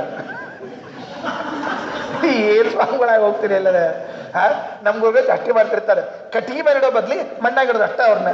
ಇಷ್ಟ ಸ್ವಾಮಿಗಳು ವ್ಯತ್ಯಾಸ, ಬೇರೆ ಏನು ವ್ಯತ್ಯಾಸ ಇಲ್ಲ. ಈಗ ವಯಸ್ಸಾದ್ಮೇಲೆ ಸ್ವಾಮಿಗಳ ಪರಿಸ್ಥಿತಿ ಇರ್ತದೆ, ಎಲ್ಲ ಬಿಡ್ಬೇಕು. ಧಿಕಾರಾಯರ ಬಗ್ಗೆ ಹೇಳುವಾಗ ಈ ಮಾತನ್ನು ಹೇಳುತ್ತಾರೆ. ಶ್ರೀಮನ್ ಮಾತಾ ಪಿತೃಮುಖ ಜನೇ ಬಾಂಧವೇ ವರ್ತಮಾನೆ ಕಾಂತ ಯುಗ್ಮೇ ಕಮಲ ನಯನೆ ಚಾರ್ವಶೇಷ ಪ್ರತೀಕೆ ತಾರುಣ್ಯೇಲಂ ರಜತ ಕನಕಾಶ್ವಾಧಿಕೆ ವೈಭವೇಪಿ ನ್ಯಸ್ತಾಶೇಷೋ ಯತಿರಯಮಭೂತ್ ಸೈವ ಲೋಕೆ ವಿರಕ್ತಿ. ಎಲ್ಲ ಬಿಟ್ಟು ಬಂದರು. ರಾಮ ರಾಜ್ಯದಲ್ಲಿ ಸಿಗ್ತಿರ್ಲಿಲ್ಲ ಇಂಥದ್ದು ಅಂತಿಲ್ಲ, ಬೇಕಾದ್ ಸಿಗ್ತಿತ್ತು. ಹನುಮ ಕೇಳಿದ್ರೆ ಒಂದ್ ದಿವಸ ಅಂದವ, ರಾಮ ಕಳೆದು ಬಾರೋ ಕೊಡ್ತೀನಿ ಬಾರೋ, ಬೇಡ ಸ್ವಾಮಿ, ಏನ್ ನೋಡ್ಬೇಕು ತಗೊಂಡದನ್ನ. ಪ್ರೇಷ್ಠೋ ನ ರಾಮಸ್ಯ ಬಭೂವ ತಸ್ಮಾನ್ ನ ರಾಮ ರಾಜ್ಯೆ ಅಸುಲಭಂಚ ಕಿಂಚಿತ್. ಮತ್ತಂಗ ಏನ್ ಕೇಳ್ಕೊಂಡ? ತತ್ಪಾದ ಸೇವಾ ರತಿರೇಶ ನೈಚ್ಛತ ತಥಾಪಿ ಭೋಗ ನನುಸಾರ. ಸ್ವಾಮಿ ನಿನ್ನ ಪಾದ ಸೇವಾ ಒಂದು ಕೊಡು ಸಾಕು. ಯಸ್ತೆ ಕಥಾ ಸೇವಕ ಏವ ಸರ್ವದಾ. ತಾತ್ಪರ್ಯದಲ್ಲಿ ಶ್ರೀಮದಾಚಾರ್ಯ ಹೇಳ್ತಾರೆ, ಹನುಮಂತ ಏನ್ ಕೇಳ್ಕೊಂಡ? ಯಸ್ತೆ ಕಥಾ ಸೇವಕ ಏವ ಸರ್ವದಾ ಸದಾ ರತಿಸ್ತ್ವೈ ಅಚಲೈಕ ಭಕ್ತಿ ಸಜೀವವಾರಃ ಅಪರಃ ಕಥಂಚಿತ ತಜ್ಜೀವನಂ ಮೇ ಸ್ವಧಿಕಂ ಸಮಸ್ತಾತ್. ನಿನ್ನಲ್ಲಿ ಪ್ರವರ್ಧತಾಂ ಭಕ್ತಿರಲಂ ಕ್ಷಣೆ ಕ್ಷಣೆ, ಪ್ರತಿನಿತ್ಯ ನಿನ್ನಲ್ಲಿ ಭಕ್ತಿ ಬೆಳೀಲಿ. ಇದು ದೇವರಲ್ಲಿ ಕೇಳಬೇಕಂತ. ಯಾಕಂದ್ರೆ ನಮಗೆ ಕ್ಷಣೆ ಕ್ಷಣೆ ಹ್ರಾಸ ಆಗ್ತಿರ್ತದ್ರಿ ಭಕ್ತಿ. ಜ್ಞಾನ ಭಕ್ತಿ ವೈರಾಗ್ಯಗಳೆಲ್ಲ ಕ್ಷಣ ಕ್ಷಣಕ್ಕೆ ಹ್ರಾಸ ಆಗ್ತದೆ ನಮ್ದು. ಹೆಂಗ ಆಯಸ್ಸು ಹ್ರಾಸ ಆಗ್ತಾ ಹೋಗ್ತದೋ ಹಂಗ ಭಕ್ತಿ ಜ್ಞಾನ ವೈರಾಗ್ಯಗಳು ಕಡಿಮೆ ಆಗ್ತಾ ಹೋಗ್ತಂತ. ದೇವರಲ್ಲಿ ಕೇಳಬೇಕಾದದ್ದು ಪ್ರವರ್ಧತಾಂ ಭಕ್ತಿರಲಂ ಕ್ಷಣೆ ಕ್ಷಣೆ. ಹಿಂದಿನ ಸೆಕೆಂಡಿನಲ್ಲಿ ನನಗೇನು ದೇವರಲ್ಲಿ ಭಕ್ತಿ ಇತ್ತಲ್ಲ, ಗಡಿಯಾರದ ಮುಳ್ಳು ಮತ್ತೊಂದು ಸೆಕೆಂಡ್ ಹೀಗೆ ಬಾಜುಗೆ ಬಂದ್ರೆ ಇನ್ನೊಂದು ಭಕ್ತಿ ಜಾಸ್ತಿ ಆಗ್ಬೇಕು. ನಮಗೆ ಕೊಡೋದಿಲ್ಲ ಆ ವಿಷಯ ಬೇರೆ. ನಮ್ಮ ನೋಡಿಬಿಟ್ಟಾನ್ರಿ, ನೀನ ದೇವರು ನಮ್ಮ ನೋಡ್ಯಾನ್ರಿ ಅವ, ನೀನು ಕ್ಷಣೆ ನಡಿ ನಮ್ಮ ನೋಡಿ ಹಿಂಗೆ ಅಂತಾನ್ರಿ ಅವ. ಯಾಕಂದ್ರೆ ನಮಗೆ ಜನ್ಮಾಂತರಕ್ಕೂ ಭಕ್ತಿ ಬಂದಿಲ್ರಿ. ನಾವು ತಪ್ಪು ತಿಳ್ಕೊಂಡಿದ್ದೇವೆ. ಮತ್ತೆ ಹುಷಾರಾಗಿರ್ಬೇಕು. ಭಕ್ತಿ ಬಂದಿದೆ ಅಂತಂದ್ರೆ ಭ್ರಾಂತಿ ಒಳಗಿದ್ದೀವಿ ನಾವೆಲ್ಲ. ಭಕ್ತಿ ಬಂದಿಲ್ಲ, ನಮಗಿನ್ನೂ ಬಂದಿಲ್ಲ. ಬಹಳ ಬರಬೇಕಾಗಿದೆ. ಸುಮ್ಮನೆ ಎಲ್ಲೋ ಈ ಎಳ್ಳಿನ ಕಾಳೊಳಗೆ ಮರಿ ಎಳ್ಳು ಅಂತ ಇರ್ತಾವ ನೋಡ್ರಿ. ಎಳ್ಳಿನ ಕಾಳಿನ ಮರಿ ಎಳ್ಳು ಅಂತಿರಂಗಿಲ್ಲ, ಸಣ್ಣ ಎಳ್ಳು ಅಂತಿರಂಗಿಲ್ಲ. ಆ ಸಣ್ಣ ಎಳ್ಳಿನೊಳಗೆ ಅರ್ಧ ಮಾಡಿದ್ರೆ ಇರ್ತದೆ ನೋಡ್ರಿ, ಅಷ್ಟೊಂದು ನಮ್ಮ ಸ್ವರೂಪದಾಗ ಅದ ಅಂಟ್ಕೊಂಡದ. ಅದ ಆಗಿ ಕಳಿಸ್ತಿರ್ತ ಅಷ್ಟ. ಭಕ್ತಿ ಇಲ್ಲ, ನಮ್ದು ಯಾವುದು ಇಲ್ಲ. ಹನುಮಂತ ಕೇಳಿಕೊಂಡದ್ದು ನಮಗೆ ಮಾರ್ಗದರ್ಶನ. ದೇವರ ಮುಂದೆ ಕೈ ಮುಗಿದಾಗ, ಪ್ರದಕ್ಷಿಣೆ ನಮಸ್ಕಾರಗಳನ್ನು ಹಾಕಿದಾಗ, ದಾನ ಕೊಟ್ಟಾಗ, ತೀರ್ಥ ಸ್ನಾನ ಮಾಡಿದಾಗ, ಜಪ ಮಾಡಿದಾಗ, ಪೂಜೆ ಮಾಡಿದಾಗ ಕೇಳಿಕೊಳ್ಳೋದು ಪ್ರವರ್ಧತಾಂ ಭಕ್ತಿರಲಂ ಕ್ಷಣೆ ಕ್ಷಣೆ. ಸ್ವಾಮಿ ಭಕ್ತಿ ಬೆಳೆಸು. ಬೆಳೆದ ಮೇಲೆ ಅದು ಹ್ರಾಸ ಆಗ್ಬಾರ್ದು, ಕಡಿಮೆ ಆಗ್ಬಾರ್ದು. ತ್ವಯೀಶಮೇ ಹ್ರಾಸ ವಿವರ್ಜಿತ ಸತಿ. ಅಲ್ಲೋ ನಿಂಗೆ ಅಷ್ಟು ಕೊಡಂಗಿಲ್ಲಪ್ಪ ನಾನು ಅಂತಂತೀಯ. ಹಾಗಾದ್ರೆ ಎಷ್ಟೇ ಕಥಾ ಸೇವಕ ಏವ ಸರ್ವದ. ನಿನ್ನ ಕಥೆ ಕಿವಿಗೆ ಬೀಳೋ ಹಂಗೆ ಮಾಡಿ ಸಾಕು. ಕೊನೆಗೆ ಇನ್ನೇನು ಬೇಡ, ನಿನ್ನ ಕಥೆ ಕಿವಿಗೆ ಬೀಳುವಂತೆ ಮಾಡು. ತತ್ಪಾದ ಸೇವಾ ರತಿರೇಷಣ ಇಚ್ಛತ್ ತಥಾಪಿ ಭೋಗ ನಳು ಸಾವಿರಕ್ತಿ. ಹನುಮಂತ ಏನು ಮಾಡ್ತಿದ್ದ? ಇನ್ನು 2 ಶ್ಲೋಕ ಆದರೆ ಹನುಮಂತನ ಚರಿತ್ರೆ ಮುಕ್ತಾಯ ಆಗ್ತದೆ, ಮುಗಿಸಬೇಡುವಂತೆ. ಏನು ಹನುಮಂತ ಏನು ಮಾಡ್ತಿದ್ದ ಅಂದರೆ, ನಮೋ ನಮೋ ನಾಥ ನಮೋ ನಮಸ್ತೆ, ನಮೋ ನಮೋ ರಾಮ ನಮೋ ನಮಸ್ತೆ, ಪುನಃ ಪುನಸ್ತೆ ಚರಣಾರವಿಂದಂ ನಮಾಮಿ ನಾಥೇತಿ ನಮನ್ಸರೇ ಮೇ. ಎಷ್ಟು ಸರ್ತಿ ನಮಸ್ಕಾರ ಮಾಡಬೇಕ್ರಿ, ಎಷ್ಟು ಸರ್ತಿ ನಮಸ್ಕಾರ ಮಾಡಬೇಕು. ನಮಗೆ ಬೆಳಿಗ್ಗೊಮ್ಮೆ ದೇವ್ರ ಮನೆಗೆ ನಮಸ್ಕಾರ ಹಾಕಿರ್ತೀವಿ, ಮುಗೀತು. ರಾತ್ರಿ ಮಲ್ಕೋಬೇಕಾದ್ರೆ ಹಾಕ್ತೀವಿ, ಹಾಕಿದ್ರೆ ಮತ್ತೆ ರಾತ್ರಿ ಹಾಕೋದು ಮರ್ತು ಹೋಗಿರ್ತದೆ. ಎಷ್ಟೋ ಮಂದಿಗೆ ರಾತ್ರಿ ದೇವ್ರ ನಮಸ್ಕಾರ ಹಾಕೋದೇ ಮರ್ತು ಹೋಗ್ಬಿಟ್ಟಿರ್ತದೆ. ಮಾಡಬೇಡ್ರಿ ಆ ಕೆಲಸವನ್ನ. 3 ಹೊತ್ತಿನಲ್ಲಿ ದೇವರಿಗೆ ನಮಸ್ಕಾರ. ನಮಗೆ 3 ಹೊತ್ತು ಸದ್ಯಕ್ಕೆ ಮಾಡ್ರಿ. ಯಾವಾಗ ದೇವರ ಮನೆ ಮುಂದೆ ಹೋಗ್ತೀವಿ, ದೇವರಲ್ಲಿ ಒಳಗೆ ಹೋಗ್ತೀವಿ, ಪ್ರವೇಶ ಮಾಡ್ತೀವಿ, ಒಂದು ನಮಸ್ಕಾರ ಹಾಕ್ಬರ್ರಿ. ಹಿಂಗದೇನ್ರಿ ಆಚಾರ್ಯ ನೋಡ್ರಿ ಹನುಮಂತ ಮಾಡಿದ್ದು. ನಮಗೆ ದೊಡ್ಡವ್ರ ಆದರ್ಶ ಅಲ್ವೇ? ಯಾವಾಗ ದೇವ್ರ ಫೋಟೋ ಕಾಣ್ತದೆ, ಆ ಫೋಟೋ ದೇವರಲ್ಲ, ಓಕೆ ಒಪ್ತೀವಿ. ಒಳಗಿದ್ದಾನಲ್ಲ, ಅನುಸಂಧಾನ ಮಾಡ್ಲಿಕ್ಕೆ ಬರ್ತದಲ್ಲ, ಸುಮ್ಮನೆ ಕೈ ಮುಗಿರಿ, ಏನು ಮಾಡಬೇಕಾಗಿಲ್ಲ. ನಮಃ ಇಷ್ಟಂದು ಹೋಗ್ರಿ. ನಮಃ ಅಂತಂದ್ಬಿಟ್ರೆ ಸಾಕು. ನಮೋ ನಮೋ ನಾಥ ನಮೋ ನಮಸ್ತೆ, ನಮೋ ನಮೋ ರಾಮ ನಮೋ ನಮಸ್ತೆ, ಪುನಃ ಪುನಸ್ತೆ ಚರಣಾರವಿಂದಂ ನಮಾಮಿ ನಾಥೇತಿ ನಮನ್ಸರೇ ಮೇ. ಮತ್ತೆ ಮತ್ತೆ ಮತ್ತೆ ಮತ್ತೆ ನಮಸ್ಕಾರ ಮಾಡ್ತಾ ಇರಬೇಕು. ಎಷ್ಟು ದೇಹವನ್ನ ಭಾಗಿಸ್ತೀವಿ ಅಷ್ಟು ಅನುಗ್ರಹ ದೇವರದ್ದು. ಮಹಾಲಕ್ಷ್ಮಿಗೆ ಏನದು ಗೊತ್ತಾ ಒಂದು ಹೆಸರು? ತಿರಶ್ಚೀನ ಅಂತ ಒಂದು ಹೆಸರಿದೆ ಅಂತೆ ಉಪನಿಷತ್ತಿನಲ್ಲಿ. ಮಹಾಲಕ್ಷ್ಮಿಗೆ ಹೇಳ್ತಾರೆ ತಿರಶ್ಚೀನ ಅಂದ್ರೆ ಏನ್ ಗೊತ್ತಾ? ಬಾಗಿದ್ದವಳು ಅಂತ ಅರ್ಥ. ಬಾಗಿದ್ದವಳು, ದೇವರ ಮುಂದೆ ಬಾಗಿ ಇರ್ತಾಳಂತೆ ಮಹಾಲಕ್ಷ್ಮೀ ದೇವಿ ಯಾವಾಗಲೂ ಕೂಡ. ತಿರಶ್ಚೀನ, ನಮ್ಗೆ ಬಾಗೋದಿಲ್ಲೇ ಇಲ್ರಿ, ಬೀಗೋದಷ್ಟೇ ನಮ್ದು. ನೋ ಬಾಗಿಂಗ್, ಬೀಗಿಂಗ್ ಅಷ್ಟೇ ನಮ್ದು. ಹಿಂಗೆ ಸೆಟ್ಕೊಂಡು ಎಷ್ಟು ಸೆಟ್ಕೋತೀಯೋ ಕೊನೆಗೆ ಒಂದು ದಿವ್ಸ ಹೆಣಾಗಿ ಸೆಟಿಯೋದದ ಅಲ್ಲಿ, ಒಂದು ದಿವ್ಸ ಕೊನೆಗೆ ಹೆಣಾಗಿ ಸೆಟಿಯೋದದ ಅವಾಗ ಸೆಟಿಯೋದದ. ಈಗ ಸೆಟಿಬೇಕು, ಈಗ ಬಾಗಬೇಕೋ ಬೇಡವೋ? ಒಂದು ಮಾತು ವೇದವ್ಯಾಸ ದೇವರು ಯಾರ ಬಗ್ಗೆ ಹಂಗೆ ಬಾಯಿ ತುಂಬ ಹೊಗಳಂಗಿಲ್ರಿ. ಲಕ್ಷ್ಮೀದೇವಿ ಬಗ್ಗೆ ಒಂದು ಸೂತ್ರ ಬರೀತಾರೆ. ನಿತ್ಯ ಕಾಣ್ತಿದ್ರು ನನ್ನನ್ನ, ದೇವರನ್ನ ನಿತ್ಯ ಕಾಣ್ತಾ ಇದ್ರು ಕೂಡ ಒಂದು ದಿವಸ ಬ್ಯಾಸರ ಮಾಡ್ಕೊಳ್ಳಾರ್ದ ಸೇವೆ ಮಾಡ್ತಾಳಂತ, ನಮಸ್ಕಾರ ಮಾಡ್ತಾಳಂತ, ತಲೆ ಬಾಗಿಸ್ತಾಳಂತ. ದಿವಸ ನೋಡ್ತಿದ್ರೆ ಬ್ಯಾಸರ ಬಂದ್ಬಿಡ್ತದ್ರಿ. ಅದೇ ಗಂಡನ ಅದೇ ಹೆಂಡ್ತಿನ ಅದೇ ಗಂಡನ ಅದೇ ಹೆಂಡ್ತಿ ನೋಡ್ಕೋತಿದ್ರೆ 8 ದಿವಸದಾಗ ಬ್ಯಾಸರ ಬಂದು ಹೋಗ್ಬಿಡ್ತದೆ. ಎಟ್ಟಂತ ನೋಡೋದಿದೆ ಮುಸುಳಿ, ಎಟ್ಟಂತ ನೋಡೋದಿದೆ ಮುಖ. ಅದಕ್ಕೆ ಆಗಾಗ ಬದಲಾಗ್ಲಿ ಅಂತ ತಿಳ್ಕೊಂಡು ಪುರಾಣ, ಪುಣ್ಯಕಥಿ, ಪಾಠ, ಪ್ರವಚನ ಹೋಗಿ ನಿಂತು ಕಳಿಸ್ತಿರ್ತಾರೆ, ತಾವು ಹೋಗ್ತಿರ್ತಾರೆ, ಬೇಸರ ಆಗಿಬಿಟ್ಟಿರ್ತದೆ. ಆದರೆ ನಿತ್ಯ ಅನಾದ್ಯನಂತ ಕಾಲದಿಂದಲೂ ಕೂಡ ಮಹಾಲಕ್ಷ್ಮೀ ದೇವಿ ನೋಡಿದ್ರು ತಿರಶ್ಚೀನ ತಲೆಬಾಗಿಸ್ಕೊಂಡಿದ್ದಾರೆ.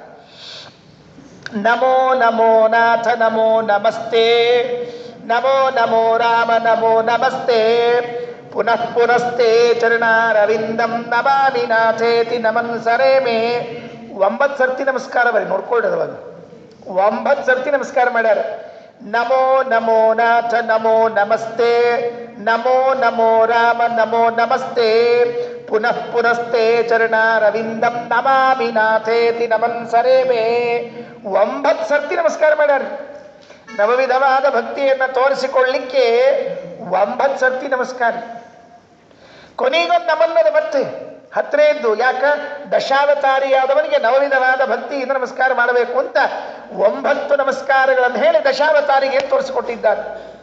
ನಮಸ್ಕಾರ ಆಯ್ತು. 25ನೇ ಶ್ಲೋಕ ಮುಕ್ತಾಯ. 26 ರಾಮ ಹೊರಟು ನಿಂತಿದ್ದಂತೆ. ರಾಮ ಹೊರಟಾಗ ಹನುಮಂತನಿಗೆ ಕರೆದಂತೆ, ಹನುಮಂತ ಬಾಪ್ಪ ನಾನು ಹೊರಟೀನಿ ಟಾಟಾ ಅಂದ. ಏನು ಹೊರಟ್ರಿ, ಎಷ್ಟು ಬೇಜಾರು ಮಾಡ್ಕೋಬೇಕ್ರಿ ಹನುಮ. ದೇವರು ನೋಡ್ತಾ ಇದ್ರು ನಿತ್ಯದಲ್ಲಿ. ಈ ಸ್ವಾಮಿಗಳು ಚಾತುರ್ಮಾಸ ಮುಗಿಸ್ಕೊಂಡು ಊರು ಬಿಟ್ಟರು ಅಂದ್ರೆ ಭಾಳ ಬೇಸರ ಆಗ್ತಿರ್ತದೆ ಕೆಲವರಿಗೆ. ಬೇಸರ ಆಗ್ತದೆ. ಅಂದರೆ ಉತ್ತಮ ಮಧ್ಯಮ ಅಧಮಾಧಿಕಾರಿಗಳು ತಿಂಗ್ ಬೇರೆ ಬೇರೆ ಇರ್ತಾರೆ. ದಿವಸ ಊಟಕ್ಕೆ ಹೋಗ್ಲಿಕ್ಕೆ ಬರ್ತಿತ್ತು, ಸ್ವಾಮಿಗಳು ಸುಳ್ಳೆ ಚಾತುರ್ಮಾಸ ಮುಗಿಸ್ಕೊಂಡು ಹೋಗ್ಬಿಟ್ರು. ಕೆಲವು ಹಿಂಗೆ ಬೇಸರ ಆಗ್ತಿರ್ತದೆ. ಸತ್ಯಧ್ಯಾನ ತೀರ್ಥರ ಕಾಲಕ್ಕೆ ಹೇಳ್ತಿರ್ತಾರೆ ಕಥೆಯಿಂದ. ಚಾತುರ್ಮಾಸ್ಯ ಅವರು ಕೂತರು ಅಂದ್ರೆ ಸತ್ಯಧ್ಯಾನ ತೀರ್ಥರು ಯಾವ್ದಾರ ಊರಿನಾಗ, ಆ ಊರಿನಾಗ ಅಡಿಗಿಲ್ರಿ. ಊರಿನಾಗ ಇದ್ದವ್ರಲ್ಲ ಅಲ್ಲೇ ಊಟಕ್ಕೆ ಬರೋದೆ, ಮಠಕ್ಕೆ ಬರೋದೆ. ಒಲಿ ಹೊತ್ಸೋಂಗಿಲ್ಲೇ ಇಲ್ಲ. ಒಲಿ ಹೊತ್ಸ್ಯಾರ ಅಂದ್ರೆ ಚಾತುರ್ಮಾಸ ಮುಗಿಸ್ಕೊಂಡು ಸ್ವಾಮಿಗಳು ಊರು ಅಂತ ಅರ್ಥಂತೆ. ಹಿಂಗಿತ್ತಂತ ಸತ್ಯಧ್ಯಾನ ತೀರ್ಥರ ಕಾಲಕ್ಕೆ. ಮನೆ ಒಲಿ ಹೊತ್ಸಿರಿ ಯಾಕೆ ಸ್ವಾಮಿಗಳು ಊರಿಗೆ ಹೋದ್ರೆ ಹಿಂಗೆ ಕೇಳ್ತಿದ್ರಂತ ಅವ್ರು. ಅಲ್ಲಿಗೆ ಬಂದಿತ್ತಂತ ಸ್ಥಿತಿ. ಅದಕ್ಕೆ ಸ್ವಾಮಿಗಳು ಹೊರಟರು ಅಂದ್ರೆ ಕೆಲವರಿಗೆ ದೇವರ ಪೂಜೆ ಪಾಠ ಪ್ರವಚನ ತಪ್ಪದಲ್ಲ ಅಂತ ಬೇಸರ ಆಗ್ತಿರ್ತದೆ. ಕೆಲವರಿಗೆ ಊಟ ಹೋಗ್ತದಲ್ಲ ಅಂತ ಬೇಸರ ಆಗ್ತಿರ್ತದೆ. ಕೆಲವರು ದಟ್ಟಿ ಹೋಗ್ತಾವಲ್ಲ ಅಂತ ಬೇಸರ ಆಗ್ತಿಲ್ಲ. ಅದಕ್ಕೆ ರಾಮಚಂದ್ರ ಇಲ್ಲಿಂದ ಹೊರಟ್ರೆ ಹನುಮಂತ ಏನು ಕೊಟ್ಟು ಹೋದ? ಕಿಂಬರ್ಣಯಾಮಃ ಪರಮಂ ಪ್ರಸಾದಂ ಸೀತಾಪತೇಸ್ತತ್ರ ಹರಿಪ್ರಬರ್ಹೇ ಮುಂಚನ್ಮಹೀಂ ನಿತ್ಯ ನಿಷೇವಣಾರ್ಥಂ ಸ್ವಾತ್ಮಾನಮೇವೈಷ ದದೌ ಯದಸ್ಮೈ. ತನ್ನದೇ ಒಂದು ರೂಪವನ್ನು ಕೊಟ್ಟುಬಿಟ್ಟಂತ. ತಗೋ ಇಟ್ಕೋ, ನಿನ್ನ ಕಡೆ ಇಟ್ಕೋ ಅಂತ ಕೊಟ್ಬಿಟ್ಟಂತ. ಏನು ಆನಂದ ರೀ! ಏನು ದೊಡ್ಡವರು ಪೂಜಾ ಮಾಡಿದ್ದೊಂದು ಶಾಲಿಗ್ರಾಮ ಕೊಟ್ಟರೆ ಮನೆಯಾಗಿ ಇಟ್ಟುಕೊಂಡ್ರೆ ಏನು ಖುಷಿ ಆಗ್ತದೆ. ಸ್ವಾಮಿಗಳು ಪೂಜಾ ಮಾಡಿದ್ದು ಇರೋದೇ ಒಂದು ಶಾಲಿಗ್ರಾಮ ಅಂತ ತೋರಿಸ್ತಿರ್ತೀವಿ ಬಂದವರಿಗೆಲ್ಲ. ಸ್ವಾಮಿಗಳು ಪೂಜಾ ಮಾಡಿಕೊಟ್ರೆ ಸ್ವಾಮಿಗಳು ಪೂಜಾ ಮಾಡಿಕೊಟ್ರೆ ನೀನು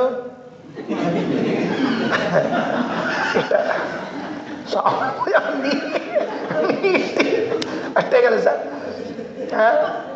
ಕೆಲವ್ರ ನೋಡ್ತಿರ್ಬೇಕ್ರಿ, ದೇವ್ರು ಸಾಕಿರ್ತಾರೆ, ಇಟ್ಟಿರ್ತಾರಲ್ಲ ಸಾಕಿರ್ತಾರೆ. ಪೂಜಾ ಮಾಡಿದ ತಲೆ ಕೆಟ್ಟು ಹೋಗ್ಬಿಡ್ತಾರೆ. ನಮ್ಮನ್ನ ಪ್ರತಿಮಾರ್ಚನೆ ಕರೆದಿರ್ತಾರೆ.